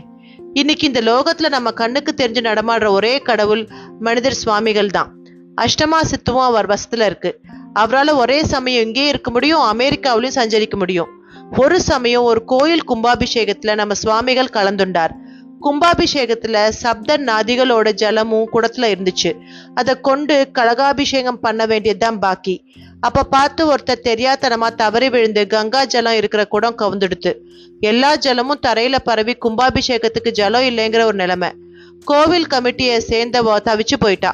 அப்ப சுவாமிகள் ஒரு அற்புதம் செஞ்சு வச்சார். கவுந்துட்டு அந்த கங்கை ஜலம் இருந்த குடத்தை எடுத்துட்டு வர சொல்லி தன் கையை அதை நோக்கி நீட்டினார். அவர் உள்ளங்கையில இருந்து கங்கை பாஞ்சு குட நிரம்பியதை பலர் பார்த்தா.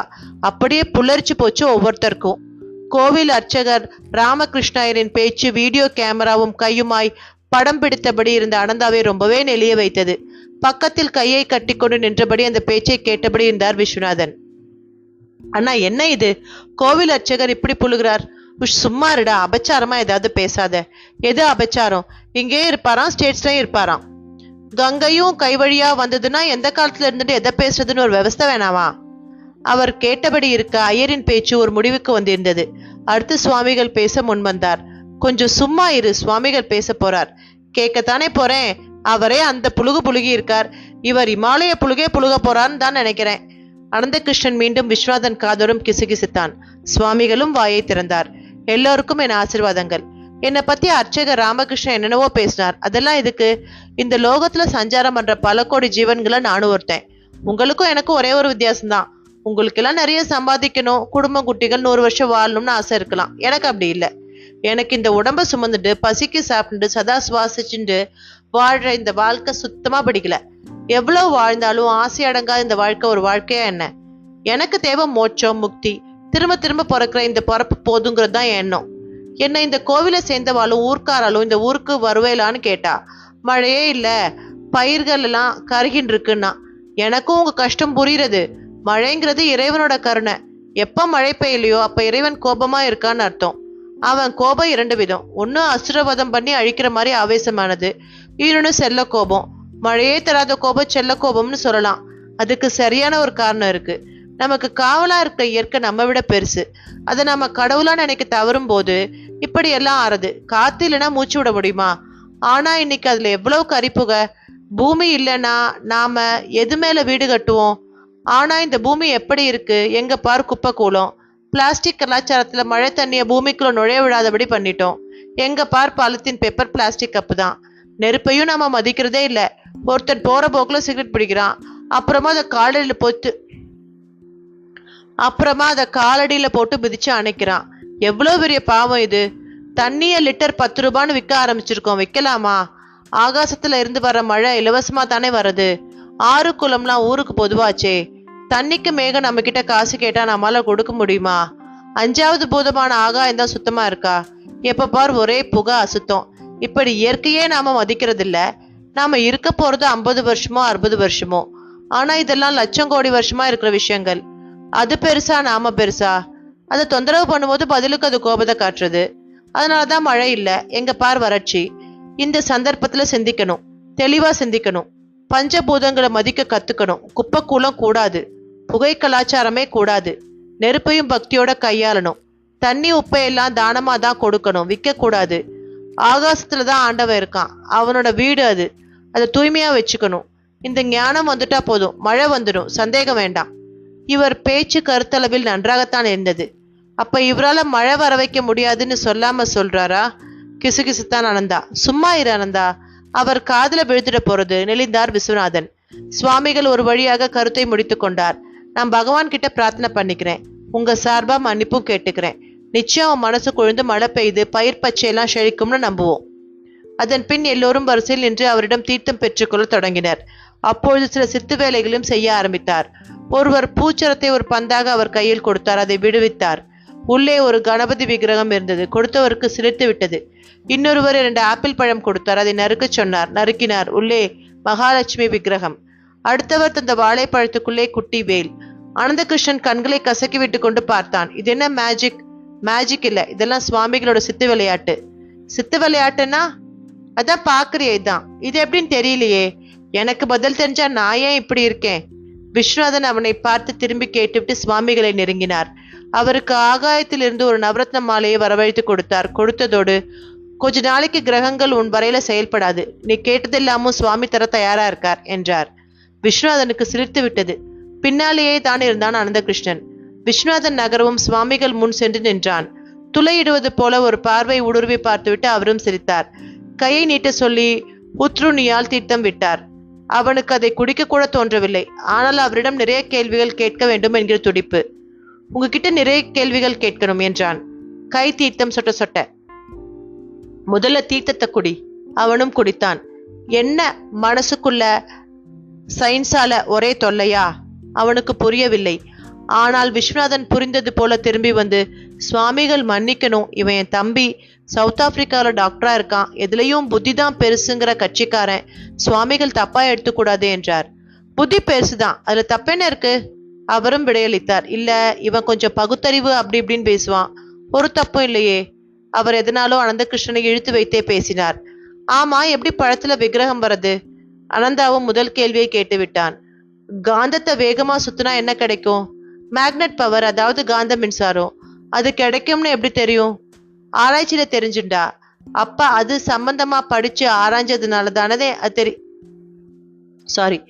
அப்ப அது சம்பந்தமா படிச்சு ஆராய்ச்சி பண்ணதால தானே அது தெரிய வந்தது. நிச்சயமா இதுவும் அந்த மாதிரி படிப்பு தான். இதுல இறங்க உனக்கு புரியும், இதுல இறங்காம உனக்கு நான் எவ்வளவு சொன்னாலும் புரியாது. அப்ப இது ஒரு சப்ஜெக்டா? ஆமா, பாராசைன்ஸ். உங்க ஃபாரின்ல அப்படித்தானே சொல்லுவா. இன்னும் சிலர் அக்கல்ட் சயின்ஸ்னு சொல்லுவா. இதெல்லாம் ஃப்ராடு பித்தலாட்டம்ங்கிறாளே. அவ வாழ்க்கையில சாதாரண விஷயத்துல எல்லாம் தோத்து போனவளா இருப்பா. அவர் அப்படித்தான் சொல்லுவா. அப்படின்னா நான் இதை படிக்க விரும்பினா படிக்க முடியும்னு சொல்லுங்க. நிச்சயமா. போதும் ஆனந்தா, சுவாமிகள் கிட்ட போய் சரிக்கு சரி பேசிண்டு பின்னால எவ்வளவு பேர் நிக்கிறா பாரு. விஸ்வநாதன் கையை பிடித்து இழுத்து சென்றார். அனந்தா திரும்பி திரும்பி பார்த்தபடியே சென்றான். வீடு திரும்பிய அனந்தகிருஷ்ணன் திரும்பின நொடியில் இருந்தே அந்த சுந்தரானந்த சுவாமிகள் பற்றி தான் பேசிக் கொண்டிருந்தான். ரம்யா காதுகளை பொத்திக் கொண்டாள். போரும், ஊருக்கு புறப்படுறத பத்தி யோசிங்களேன். இந்த சாமியார் பெருமையெல்லாம் எனக்கு வேணாம். ஏற்கனவே இந்த பூமியில தெருவுக்கு தெரு ஒரு சாமியார். இவ அடிக்கிற கூத்தத்தான் பத்திரிகையில வார வாரம் போட்டு மானத்தை வாங்குறாளே. ரம்யா சடைத்து கொள்ள அனந்தகிருஷ்ணனுக்கு கோபமாக வந்தது. லுக், நீ எதையும் நேர்ல பார்க்காம பேசுறது சரியில்லை ரம்யா. வேண்டாம், நான் பார்க்கல. என் கேள்விக்கு பதில் சொல்லுங்க. ஊருக்கு எப்ப புறப்பட போறோம்? இரு ரம்யா, இப்படி அவசரப்பட்டா எப்படி? ஆமா, அண்ணா எங்க? அவர் சமயக்கட்டுல காய் நறுக்கின்னு இருக்கார். இங்க நாம இருக்க இருக்க அவருக்கு தான் சிரமம். பைத்தியக்காரி, நீ போய் சமைக்கிறதுக்கு என்ன? I am a doctor, not a cook. என்ன எங்க அப்பா அப்படி வளர்க்கல. பொட்டில் அடித்த மாதிரி இருந்தது அவள் பதில். அதில் கசக்கவும் செய்தது. நான் ஒன்னும் இங்க சமைக்க வரல.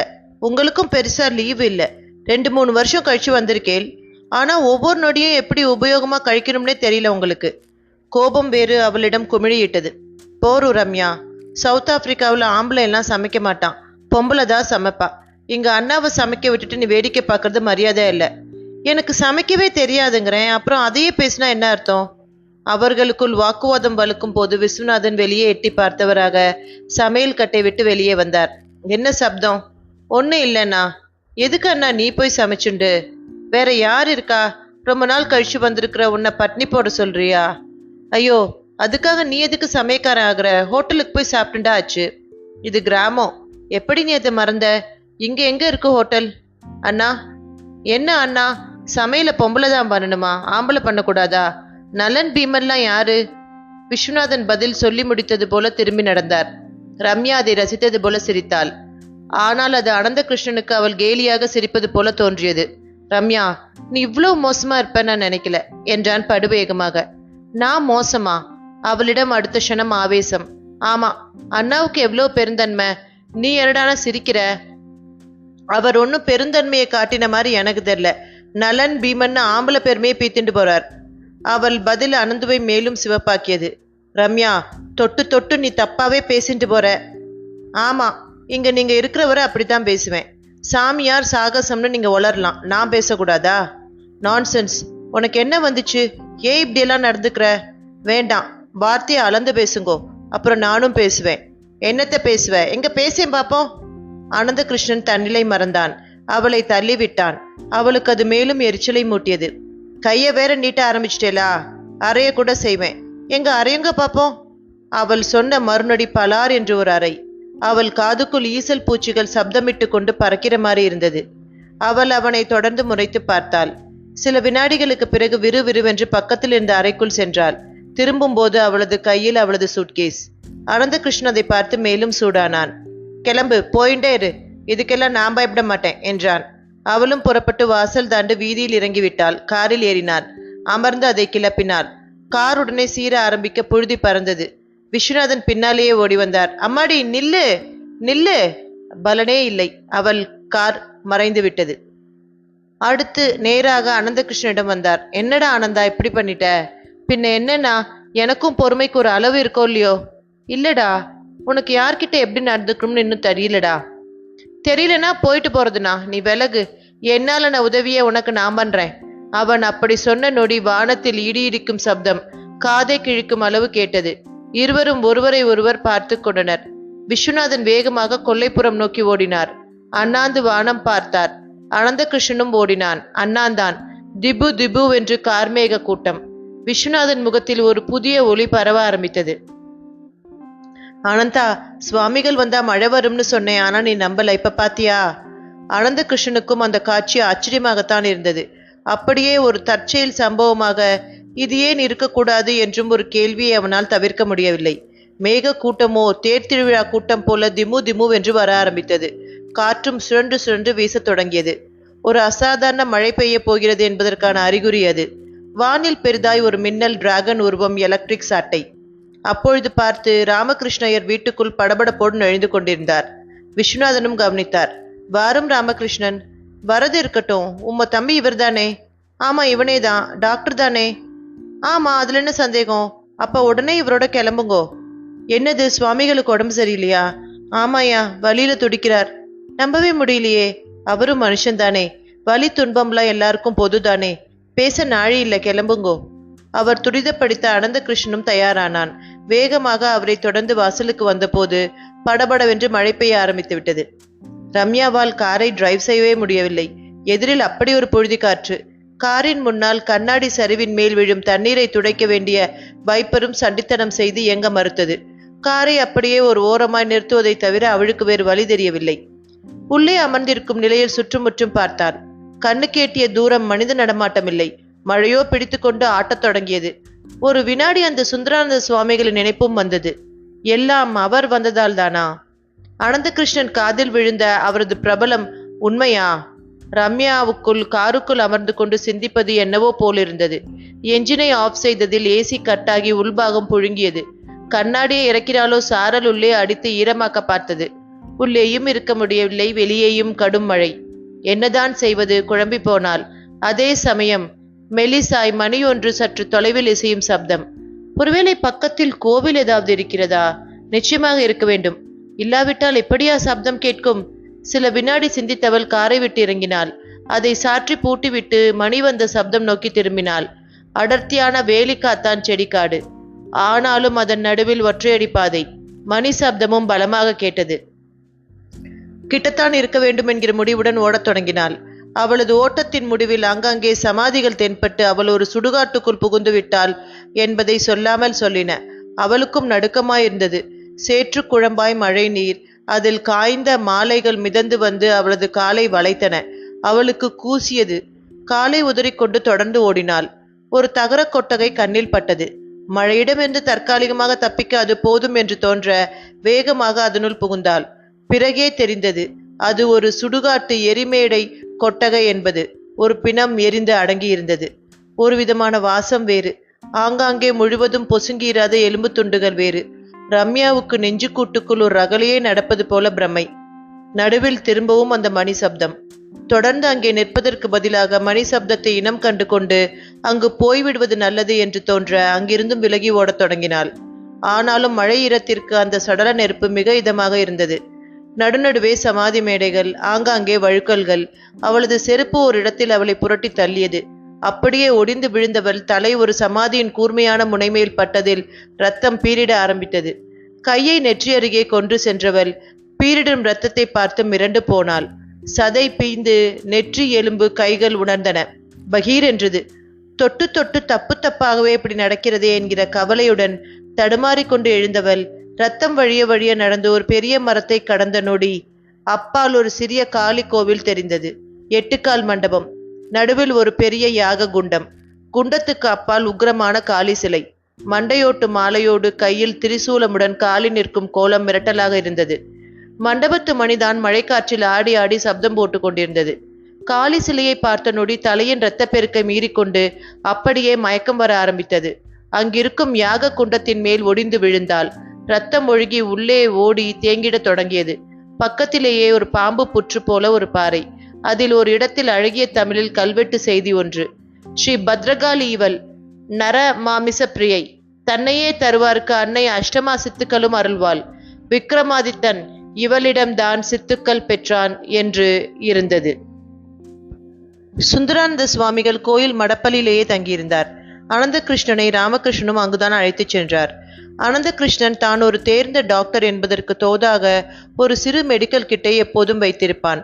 அது இப்பொழுது கை கொடுக்க மழையில் நனைந்த உடலோடு மடப்பள்ளியில் ஒரு ஓரமாக படுத்திருக்கும் சுந்தரானந்த சுவாமிகள் அருகில் சென்றான். அவர் ராம ராம ராம என்று ராமஜபம் செய்தபடி படுத்திருந்தார். முகத்தில் சன்னமாக துன்ப ரேகைகள் இருந்தும் சகித்து கொண்டு படுத்திருந்தார். ராமகிருஷ்ணனும் உள்ளே நுழைந்த நொடி குரல் கொடுத்தார். சுவாமி. அவரும் கண் திறந்தார். டாக்டரை கூட்டிட்டு வந்திருக்கேன். அட நான் வேண்டாம் நேனே, இந்த வலி கொஞ்ச நாழி இருக்கும், அப்புறம் சரியா போயிடும். ராமகிருஷ்ணன் இரத்த எச்சில் பற்றி சொன்ன நொடி அனந்த கிருஷ்ணனுக்கு பகீர் என்றது. அப்படியெல்லாம் வருகிறது என்றால் நிச்சயமாக விபரீதமாக ஏதாவது தான் இருக்க வேண்டும். சுவாமி அடிக்கடி இப்படி ஆறதா இல்லை இன்னைக்கு தானா? அனந்தா கேள்வியோடு கையை பிடித்து நாடி பார்த்தான்.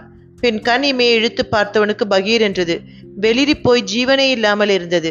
என்ன, கண்ணுல ரத்த ஓட்டமே இல்லையா? ஆமா. உங்க உடம்புல சீரியஸோ என்னவோ? கேன்சருங்கிறது சீரியஸான ஒன்று தானே?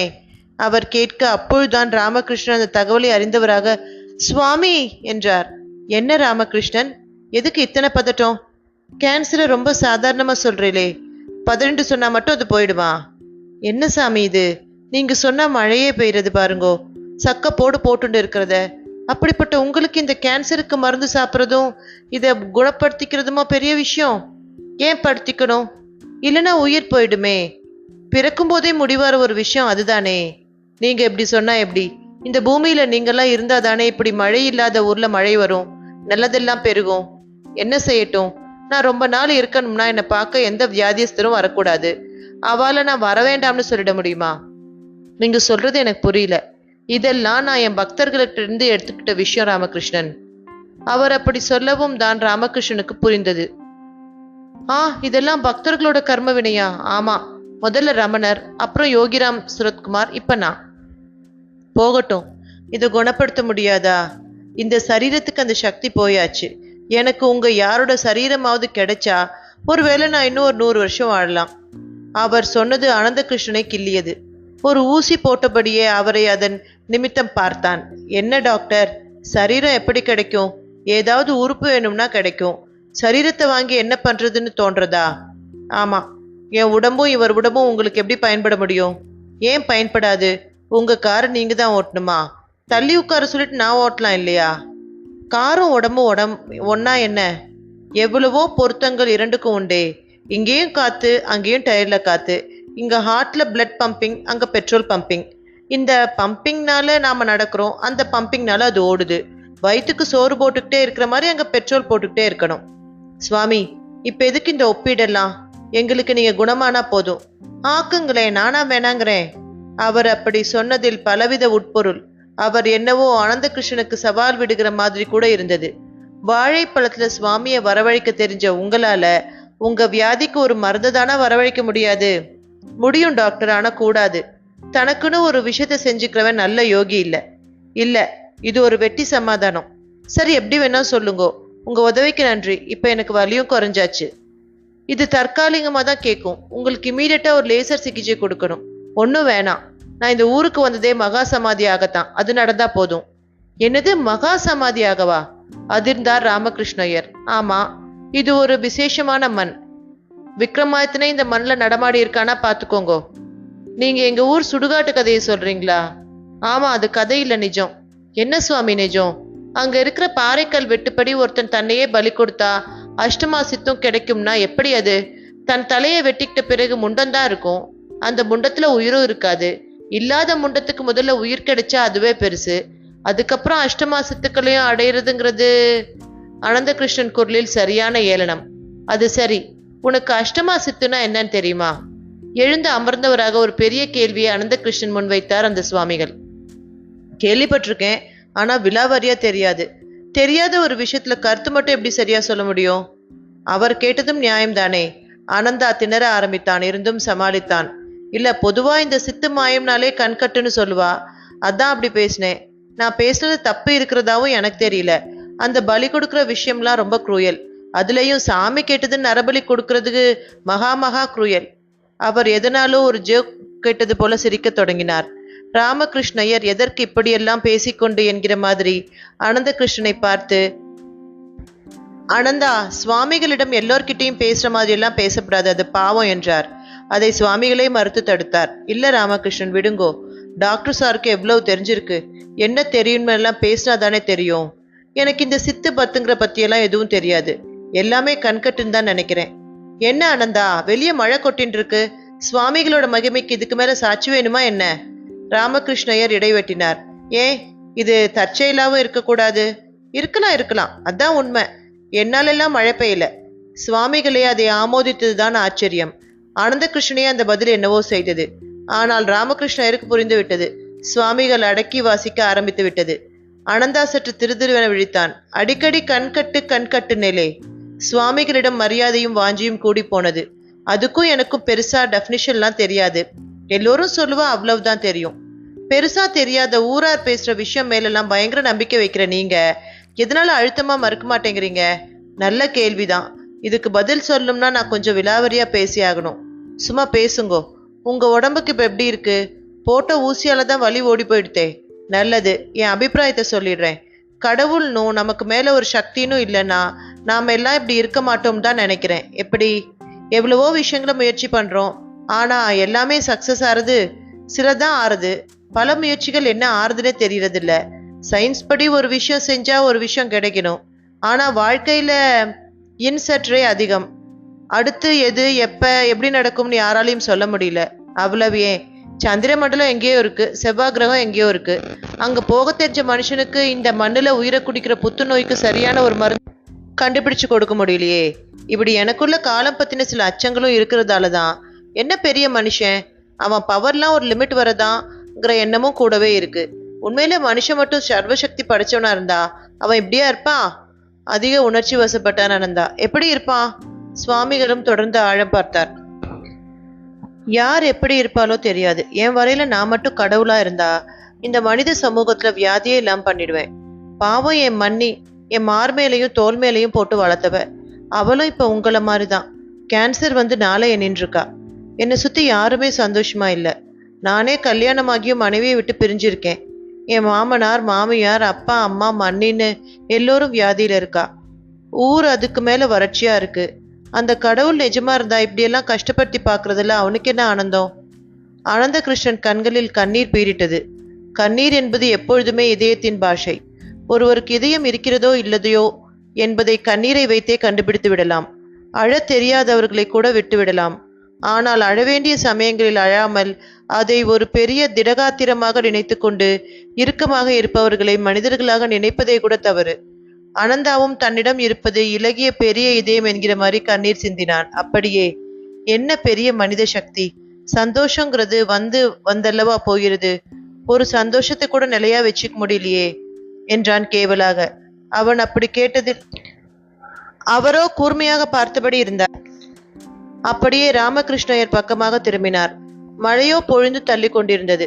ராமகிருஷ்ணரிடம், நீங்க கொஞ்சம் வெளியே போயிருக்கேலா, நான் இவரோட கொஞ்சம் மனம் விட்டு பேசணும் என்றார். ஐயரும் ஆச்சரிய மிகுதியோடு கிளம்பினார். ஆனந்தா அவர் எதற்கு அப்படி சொன்னார் என்கிற மாதிரி அவரை பார்த்தான். இப்போ உங்க உத்தியோகம்? நான் டாக்டர், அதான் ஊசியெல்லாம் போட்டேனே. வெளிநாட்டிலையா? ஆமா, தென்னாப்பிரிக்காவில் கான்ட்ராக்ட் பேஸ்ல வேலை பார்க்குறேன். நல்ல சம்பளமா? அப்படி சொல்றதுக்கு இல்ல, அதை இங்கேயும் சம்பாதிக்கலாம். ஆனா அங்க இருக்கிற கிராமத்து மனுஷன் ரொம்ப பாவம். கார் பஸ்ஸை பார்க்காதவெல்லாம் அங்க இருக்கா. அவளை தேடி போய் மருத்துவம் பார்க்கறதுல ஒரு ஆத்ம திருப்தி. அதான் கல்யாணம் ஆகியும் இங்க வராம அங்கேயே இருந்துட்டேலா? எப்படி வேணா சொல்லலாம். ஒரு விஷயம் தெரியுமா? என்ன? உலகத்துல வலிங்கிற துன்பம் நீக்கிற அதிகாரம் கடவுளுக்கு பிறகு டாக்டர்ஸுகளுக்கு தான் இருக்கு. ஒவ்வொரு டாக்டரும் கடவுளோட பிரதிநிதி. நான் மட்டும் கடவுளா இருந்தான்னு வருத்தப்பட்டேலே, நீங்களும் கடவுள்தான். இல்ல, இது சும்மா ஒரு அலங்கார பேச்சு. அப்படியே இருந்தாலும் பவர்லெஸ் காடுன்னு சொல்லுங்க, பொருத்தமா இருக்கும். பவர்ஃபுல் கடவுளா மாறணுமா? கேட்கறத பார்த்தா அதுக்கு வழிகாட்ட போற மாதிரி தெரியுறதே. காட்டுறேன். இதயம் முழுசா உள்ள தனக்கென வாழாத ஒரு மனுஷனைத்தான் நான் தேடின்னு இருக்கேன். நீங்க என்ன சொல்றீள்? அஷ்டமா சித்துல 7 சித்து என் வசம். ஒண்ணு மட்டும் இன்னும் சித்திக்கல. நான் ஒண்ணு கேட்டா நீங்க ஒண்ணு சொல்றீங்களே. அதுக்கு காரணம் இருக்கு. எனக்கு இந்த உடம்போடு வாழ போற கால அளவு முடிய போறது. நான் இந்த உடம்பை விட்டு போக போறேன். அதான் மகா சமாதி ஆக போறேன்னு சொன்னேன். ஆமா சொன்னேன். ஆனா எதையும் முழுசா பேசிக்கொள்ளாம பாதி பாதியாவே பேசுறேன் நீங்க. இப்ப முழுசா சொல்லிடுறேன். இன்னைக்கு வந்திருக்கிற மழை சத்தியமா எனக்காக வரல. ஆனந்தா அதிர்ந்தான். அது உங்களுக்காக தான் வந்திருக்கு. இது என்ன பேத்தல்? நான் ரொம்ப சாமானியன்.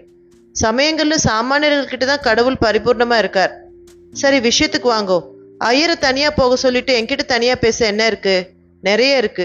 நான் கடவுளா இருந்தாங்கிற உங்களை கடவுளாக்கிட்டு நான் சமாதியாக விரும்புறேன். நான் கடவுளாகிறதா? அது என்ன பட்டமா பதவியா? நீங்க அதை எனக்கு தர? ஒரு வகையில பட்டம் தான், பதவியும் தான். உங்களை கடவுளாக்கத்தான் மகா காளி பத்ரகாளியா இந்த ஊர் சுடுகாட்டுல கோயில் கொண்டிருக்கா. முதல்ல நீங்க ஆக்க போறதா சொன்னேன். இப்ப காளியா ஆக்குவாங்கிறேன். எதுக்கு இத்தனை தடுமாற்றம்? தடுமாற்றம் இல்ல, நானும் காளியும் சேர்ந்து அதை செய்ய போறோம். நீங்க உளர ஆரம்பிச்சுட்டு தான் நான் நினைக்கிறேன். மகா பெரிய ரகசியங்கள் எல்லாம் முதல்ல உளரலாத்தான் தெரியும். அப்புறம்தான் அதோட சக்தி புரியும். மன்னிக்கணும், இதுக்கு மேல உங்க பேச்சை கேட்க எனக்கு பொறுமை இல்லை. ஒரு டாக்டரா வந்தேன், கடமையை பண்ணேன், நான் கிளம்புறேன். அனந்தா கிளம்ப கால் எடுத்தான். ஒரு நிமிஷம் தடுத்தார் அவர். அவனும் அலுப்புடன் அவர் ஏறிட்டான். என் பிராணன் அடங்குறதுக்குள்ள உங்களை ஒரு பெரிய அஷ்டமா சக்தியை உணர்ந்த கடவுளா மனுஷனா ஆக்கணுங்கிறது தான் இப்ப என் ஆசை. ஏன்னா அப்படி நீங்க ஆனா இந்த உலகத்துல எவ்வளவோ பேருக்கு நல்லது நடக்கும்னு நான் நம்புறேன். போரு சுவாமி, அஷ்டமா சக்தி ஆட்டுக்குட்டின்னுட்டு என்னை விடுங்கோ. கொஞ்சம் பேச்ச கேளுங்கோ. எது அஷ்டமா சக்திங்கிறது உங்களுக்கு விளங்கிடும். நம்புற மாதிரியே பேச மாட்டேலா? கொஞ்சம் பேச்ச கேளுங்கோ. இந்த ஊர் பத்ரகாளி வர பிரசாதி. தன்னையே அவளுக்கு பலியா கொடுக்கறவனுக்கு அவன் கேட்டதே இல்லாம கொடுப்பா. குறிப்பா அஷ்டமா சித்துவையும் உடனடியா கொடுத்துடுவா. என்ன சொல்றேன்? நான் என்ன பலி கொடுக்கணுமா? ஆமா, தியாகத்துல பெரிய தியாகம் அது. பட்டியும் விக்ரமாதித்தனும் அப்படி தங்கள் தலையை தாங்களே கொடுத்து தான் 2000 வருஷம் இந்த பூமியை ஆள்ற வரத்தை எல்லாம் வாங்கிட்டா. அதெல்லாம் கற்பனை கதையில இல்ல, நிஜம். என் வரையில விக்ரமாதித்தனுக்கு பிறகு உங்களுக்கு தான் அந்த பாக்கியம் கிடைக்க போறது. புரிஞ்சு போச்சு. ஏன்னா நீங்க பலி கொடுக்க போறீங்கன்னு சொல்லுங்கோ. பலி கொடுத்து கடவுளாக்க போறேன். பொடலங்கா, இப்பதான் உங்களை பத்தி எனக்கு புரியுது. உன்னை ரம்யா உன்னை பத்தி சொன்னது சரிதான். அனந்தகிருஷ்ணன் வெடிக்க ஆரம்பித்தான். நீங்க என்ன பேசினாலும் எனக்கு கோபம் வராது. ஏன்னா பொறுமை இல்லாமலும் கருணை இல்லாமலும் போனதால தான் என்னால இந்த தெய்வ நிலையை அடைய முடியல. எனக்கு கிடைச்ச சித்துக்களால பணம் சம்பாதிச்சேன், புகழ் சம்பாதிச்சேன். ஆனா அதெல்லாம் இந்த ஜென்மத்துக்கு மட்டும்தான். உயிர் போன பின்னே எனக்கு மோட்சம் இல்லைங்கிறது புரிஞ்சுது. அது எனக்கு கிடைக்கணும்னா உங்களை கடவுளாக்கினா போறோம். அந்த ஒரு புண்ணிய காரியம் என்னை மோட்சத்துக்கு கொண்டு போயிடும். சுந்தரானந்த சுவாமிகள் பேசுவது ஒரு பக்கம் உண்மை போலவும் இருந்தது, இன்னொரு பக்கம் சினிமா டயலாக் மாதிரியும் இருந்தது. ஆனால் அனந்தகிருஷ்ணனோ தான் ஒரு போலி சாமியாரிடம் மாட்டிக்கொண்ட மாதிரி உணர்ந்தான். அங்கிருந்து நழுவ காலெடுத்தவன் முன்னால் அவர் பொடி போல் ஒன்றை எடுத்து ஊதினார். அடுத்த நொடி அவன் மயங்கி கீழே விட ஆரம்பித்தான். அதை தொடர்ந்து அவனை அப்படியே இழுத்து கிடத்தியவர் 2 கைகளையும் தட்டினார். திரும்பி வந்தார் ராமகிருஷ்ணய்யர். அவருக்கு அனந்தகிருஷ்ணன் கீழே கிடப்பது அதிர்ச்சியை தந்தது. சுவாமி அலறினார். பயப்பட வேணாம், இருட்ட ஆரம்பிச்சாச்சு. விடியதுக்குள்ள நான் சில காரியங்களை செய்துட்டு மகா சமாதியாக விரும்புறேன். நீங்க எனக்கு ஒரு உபகாரம் பண்ணணும். என்னென்னவோ சொல்றீங்களே, சொல்றத செய்யுங்கோ. பெரியவா பல காலம் இருக்கணுங்கிறது எங்க ஆசை. இருப்பேன், இதோ இந்த அனந்தகிருஷ்ணன் ரூபத்துல. அப்படின்னா நான் சொல்றத முதல்ல நீங்க செய்யுங்கோ. உங்களுக்கு உசிதப்பட்ட ஒரு இடத்துல 10 அடிக்கு 10 அடி ஆழத்துல ஒரு குழியை வெட்டி அதை மூடுறதுக்கு தோதா சிமெண்ட் ஸ்லாபுகளோட தயாரா இருங்கோ. காலம்பரை நான் உங்களை தேடி வருவேன். சுவாமி, தயவு செய்து போய் நான் சொல்றத செய்யுங்கோ. இல்ல, என்னால முடியாது. அவர் மறுத்த நொடி அவரை உற்று ஒரு பார்வை பார்த்தார். அவருக்குள் இருக்கும் 7 சக்திகளுள் ஒன்றான வசித்வத்தால் ஐயரை அப்படியே கட்டுப்போட்டு மனசுக்குள் பேசினார். போ ராமகிருஷ்ணா, போய் சொன்னதை செய். அதன் பின் ராமகிருஷ்ணனும் எதுவும் பேசவில்லை, திரும்பி ஓடினார். சுவாமிகளும் அனந்தகிருஷ்ணன் நெருங்கி அவனது நாடியை பிடித்து பார்த்தார். அது அவர் தூவிய விஷப்பொடியால் அவன் உடம்பில் மெல்ல உஷ்ணத்தை அடக்கி கொண்டிருந்தது. அவ்வளவு நாடிகளும் ஒவ்வொன்றாக அடங்கிக் கொண்டே வந்தன. இறுதியாக ஒரு நாடியில் சில நிமிடங்களில் துடிப்பு அடங்கிவிடும் எனும் நிலையில் அந்த மடப்பள்ளியில் கிடந்த விறகு கட்டைகளுக்கு அப்பால் போய் படுத்துக்கொண்டு மேலே விறகு கட்டைகளை உருண்டு விழுமாறு செய்து அதில் மூழ்கி போனார். அடுத்த நொடி பிரா காமியம் என்னும் கூடுவிட்டு கூடுபாயும் சித்துவால் அவரது உயிர் அவர் உடம்பிலிருந்து வெளியேறி தரையில் இறுதி நாடியும் அடங்க காத்திருக்கும் அனந்தகிருஷ்ணன் உடம்புக்குள் புகுந்தது. அடுத்த சில நொடிகளில் உடம்பின் அவ்வளவு நாடிகளும் வேகமாக இயங்க வயிற்றில் மூச்சு குழல் வழியாக உள் புகுந்திருந்த அந்த விஷப்பொடி ஒரு வாந்தி வடிவில் வெளிப்பட்டு தரையில் பரவியது. அனந்த கிருஷ்ணனாகிய சுவாமிகளும் உடம்பை ஒரு உதறிக்கொண்டு அங்கிருந்து புறப்பட்டார். மழை கொட்டி கொண்டிருப்பதால் ஊர் அடங்கியிருந்தது. அது அவருக்கு சௌகரியமாகிவிட்டது. நெஞ்சில் கை வைத்து சுடுகாட்டை நினைத்த நொடி அவரது தேகம் சுடுகாட்டு பத்ரகாளி சந்நிதி முன்தான் இருந்தது. முன்னே உள்ள யாக குண்டத்தின் மேல் ரம்யா கிடந்தாள். அவளது நெற்றி ரத்தம் குண்டத்தில் ஒரு செம்பில் மொல்லலாம் என்கிற அளவு தேங்கியிருந்தது. கணவனுக்கு முன்பே மனைவியிடம் ஏதோ ஒரு விதத்தில் அந்த பத்ரகாளி ரத்தத்தை காணிக்கையாக வாங்கி கொண்ட மாதிரி தோன்றியது. நேரே காளி விக்கிரகத்தை பார்த்தார். அணைந்து விடுவது போல ஒரு சுடர் விளக்கின் ஒளியில் ஒரு இருள் பிம்பமாக தெரிந்தாள் காளி. அவர் பார்வை உடனே அருகில் இருந்த பாறை கல்வெட்டு பக்கம் சென்றது. விக்ரமாதித்தனுக்கு பிறகு ஒருவனுக்கு கூட தன் உயிரை தரும் தைரியம் இல்லை. அந்த கல்வெட்டையே ஒரு மனித தந்திரமாகத்தான் நினைத்தார்கள். ஏன், சுந்தரானந்தனாக இருந்த தனக்கு கூட அன்னையிடம் தன்னை பணயம் வைக்க தைரியம் வரவில்லையே. இப்பொழுது வைக்கலாம் தான். தெளிவும் ஞானமும் வந்துவிட்டது. ஆனால் செல்லரித்த கேன்சர் உடம்பையே அவளுக்கு காணிக்கையாக்குவது? எப்படியும் போய்விடப் போகிற ஒரு உயிரை கொண்டு ஒரு பெரிய வரத்துக்கு முயல்வது 7 சக்திகளை அடைந்துவிட்ட தனக்கு அழகல்ல என்றும் தோன்றியது. அதே சமயம் அந்த சக்திகளால் புற்றை குணப்படுத்தி கொண்டு இன்னும் சில காலம் வாழ்வதற்கு அனந்தகிருஷ்ணன் போல ஒரு ஆரோக்கியமானவன் உடம்பில் அவன் வடிவில் சேவை செய்வது உத்தமம் என்றும் எண்ணம். அதுதான் இப்பொழுது அவரை தள்ளி கொண்டு வந்து காளிமுன் நிறுத்தியுள்ளது. தாயே, உன்னை நம்பாத மனித கூட்டத்துக்கு நடுவே பரிபூர்ண நம்பிக்கையோடு என்னையே பலியாய் கொடுக்க நான் முன்வந்துள்ளேன். என் சிரமலரை ஏற்றுக்கொள். உன் தரிசனம் போதும். ஏற்கனவே நான் 7 சக்திகளை அடைந்து விட்டேன். உன் அருளால் என்னை இறைவனாக்கு. ஆம், என்னையும் உன் போலாக்கு. அதுவே என் வேண்டுகோள் என்று கைகூப்பி தியானித்தவர் கொண்டு வந்திருந்த கத்தியை எடுத்து முன் கையை மார்புக்கு நேராக வைத்து கொண்டு சற்றே தலையை சாய்த்து பின் கழுத்தில் ஆரம்பித்து மளமளவென்று அறுத்து கொள்ள தொடங்கினார். குருதியும் குபு குபுவென பீரிட்டு வழிய சிரம் வெட்டுப்பட்டு முன்னால் மார்பு முன் விரிந்திருக்கும் கையில் விழுந்தது. அடுத்த நொடியே அம்பிகை பிரசன்னமாகிவிட்டாள். வெட்டப்பட்டு கைமேல் விழுந்த தலையும் திரும்பிச் சென்று கழுத்து மேல் பழையபடி பொருந்தி கொண்டது. கண்களும் திறந்தன. எதிரிலோ மாகாளி 12 கைகளுடன் மண்டையோட்டு மாலையுடன். அம்மா, தாயே! அப்படியே சாஷ்டாங்கமாக விழுந்து வணங்கினார். நீ கேட்ட அனைத்தையும் அளித்தோம். அஷ்டமா சித்திலேயே உன்னதமான இறைத்தன்மை இந்த நொடி முதல் உன்னிடம் செயல்படத் தொடங்கும். அனிமா மகிமா முதல் அவ்வளவும் உன்னிடம் ஊற்றெடுக்கும். இந்த உலகம் உன்னை எண்ணி வியக்கும். நீயே இறையானதால் இறந்து விட்டவர்க்கு கூட உயிர் தர உன்னாலாகும். ஆயினும் கர்ம வினைகளுக்கும் நவமர்களுக்கும் யாதொரு பங்கமின்றி உன் கருணையால் இந்த உலகை ரட்சிப்பாயாக என்றவள் அடுத்த நொடியே மறைந்து விட்டாள். அனந்த கிருஷ்ணனாகிய சுவாமிகளின் கண்களில் ஆனந்த கண்ணீர். விடிந்துவிட்டது. கண்களை திறந்த அனந்த கிருஷ்ணனுக்கு ஒரு புதிய உலகம் கண்ணில் தெரிவது போல ஒரு பிரமை. அதே சமயம் அவர் எதிரில் அண்ணா விஸ்வநாதன் குளித்து முடித்தவராக உடம்பு முழுக்க விபூதி பட்டியுடன் ஏதோ கோயிலுக்கு போக கிளம்பி விட்டவர் போல தெரிந்தார். அண்ணா, எழுந்துட்டியா? உனக்கு தெரியாதா? என்ன? சரிதான், ராத்திரி ரம்யாவை தூக்கிட்டு கொற்ற மழையில நீ வந்ததை பார்த்து நான் உனக்கு தெரியும்னு நினைச்சேன். என்ன சொல்ற? நம்ம ஊருக்கு ஒரு சுவாமிகள் வந்தாரோ இல்லையோ? யார், அந்த சுந்தரானந்த சுவாமிகளா? அவரே தான். அவர் இப்ப மகா சமாதி ஆக போறார். ஊரே இந்த நம்ம குருக்கள் ராமகிருஷ்ணயர் தோட்டத்துல தான் இருக்கு. நானும் அதுக்கு தான் போயின்னு இருக்கேன். அப்படியா? மகா சமாதி ஆறதுன்னா என்ன? வந்து பார், தெரியும். இந்த ஊர் செஞ்ச புண்ணியம். அவர் இங்க சமாதி ஆகிறார். இனி இது கஷேத்திரம் ஆயிடும். என்னென்னவோ சொல்றியேன்னா? ஆமா, நான் ரம்யாவோட ராத்திரி வந்தேன். நீயே ரம்யா கோச்சிட்டு ஊருக்கு போகல? என்னடா என்ன உளர்ற? ரத்தம் சொட்ட சொட்ட அவளை கொண்டு வந்து போட்டு வைத்தியமும் பார்த்துட்டு ஒண்ணுமே தெரியாத மாதிரி கேட்குற. அனந்த கிருஷ்ணன் நெற்றியை தேய்த்து கொண்டான். அறைக்குள்ளும் எட்டி பார்த்தான். ரம்யா அயர்ந்து தூங்கி கொண்டிருந்தாள். ஆச்சரியமாக இருந்தது. கோபித்து கொண்டு போனவள் எப்பொழுது திரும்ப வந்தாள்? தலையில் அடி, உடம்பில் காயம் என்றெல்லாம் சொன்னது எந்த அளவு சரி? கிட்டே நெருங்கி பார்த்தபோது தலையில் துணிக்கட்டு. யார் போட்டது இப்படி கசாமுசாவென்று? அனந்த கிருஷ்ணனுக்கே அந்த துணிக்கட்டு உறுத்தியது. பிரித்தாலோ நெற்றியில் காயம் பட்ட தடையுமே இல்லை. என்ன இது? ஒரு தடையுமும் இல்ல. காயம் என்று கட்டு போடப்பட்டிருக்கிறதே. என்னை ஏமாற்ற ரம்யா விளையாடுறாளா? அனந்த கிருஷ்ணன் மனக்கேள்விகளுடன் அவள் தலையை கோதிவிட்டபடி அவளையே உற்று பார்க்க அவளும் ஏதோ ஒரு மின்சாரம் தன்மேல் பாய்ந்து விட்டது போல மலுக்கென்று கண் விழித்தாள். அவனை காணாத ஒருவனை காணுகின்ற மாதிரியும் தெரிந்தாள். என்ன ரம்யா, எதுக்கு அப்படி பார்க்குற? என்னை மன்னிச்சிடுங்கோ. எதுக்கு?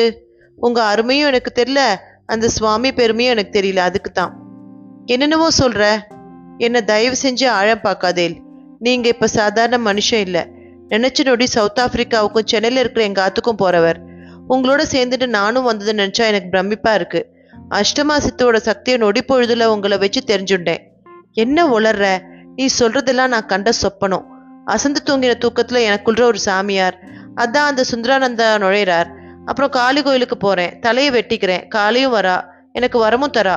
நீ கூட அங்க ரத்த விழாரா கிடந்த, உனக்கு நான் வைத்தியமும் பண்ணேன். இதெல்லாம் சொப்பனம், அதாவது ட்ரீம். அப்படியா? கனவா இருந்தா எனக்கு பட்ட அடி எப்படி இவ்வளோ வேகமா குணமாச்சு? அவ்வளவு ஏன், சிரஞ்சீவி மூலிகை தோட்டத்துக்கே உங்க மண்ணியை கூட்டிட்டு போய் மண்ணிக்கு அந்த மூலிகை கொடுத்து கூட்டிட்டு வந்துட்டேலே, அதெல்லாமும் கனவுதானா? அனந்தா தலையை தேய்த்து கொண்டான். அப்படியே திரும்பி மாடிப்படி ஏறி மண்ணி ரூமுக்குள் போனான். கிழிந்த இலையாய் கிடந்தவள் அப்படியே உருமாறியிருந்தாள். முகத்தில் ஒரு புது பொலிவு. குளித்து முடித்து குங்குமம் எல்லாம் வைத்திருந்தார். அனந்தா என்று அவனையும் பார்த்து நெகிழ்ந்தாள். மன்னி, எவ்வளோ பெரிய மனுஷன்பா நீ. இல்ல இல்ல, நீ நடமாடுற கடவுள். மன்னி, என்ன இது? நான் சாதாரண அனந்தா, அவ்வளோதான். சாதாரண அனந்தாவா? யசோதா வளர்த்த கிருஷ்ண மாதிரிடா நீ. நான் தான் அந்த யசோதா. நீ சாட்சாத் கிருஷ்ணதே தான். வாய்க்குள்ற உலகத்தையே காட்டி யசோதையை அந்த கிருஷ்ண திக்குமுக்காட வச்சான். நீயோ பல உலகங்களுக்கு என்ன கையை பிடிச்சே கூட்டிட்டு போன. இன்னும் எதையும் நான் அவர்கிட்ட சொல்லல. அவர் மட்டும் நான் சொல்ல போறது கேட்டா மூக்கு மேல விரல வச்சிடுவார். அப்படியே உன் அப்பா அம்மா மாமனார் மாமியார்னு எல்லோரையும் குணப்படுத்தி உலகத்திலேயே யாரும் நோய் நொடி இல்லாம செய்யணும். தலையை வருடியபடி வாஞ்சியாக புதிய தெம்போடு பேசினாள் மன்னி ஜானகி. ஒரு கனவுதானே கண்டது. இவர்கள் ஒருவேளை ஒன்று சேர்ந்து ஏப்ரல் ஃபூல் ஆக்க நினைக்கிறார்களோ? அனந்தா நேராக சென்று கேலண்டரை பார்த்தான். மகா சமாதிக்கான குழி முன் ஒரே கூட்டம். சுவாமிகளும் குழிக்குள் இறங்கி பத்மாசனமிட்டு அமர்ந்து ஜெபமாலையும் உருட்டத் தொடங்கிவிட்டார். அந்த மாலை உருளுவது நிற்கும் போது அவரும் மோட்சம் தொட்டுவிட்டது தெரியும். அதன் பின் உப்பையும் வெள்ளத்தையும் போட்டு சமாதியை மூட வேண்டியதுதான். ஊரே அந்த அரிய காட்சியை வேடிக்கை பார்த்தபடி நின்று கொண்டிருந்தது.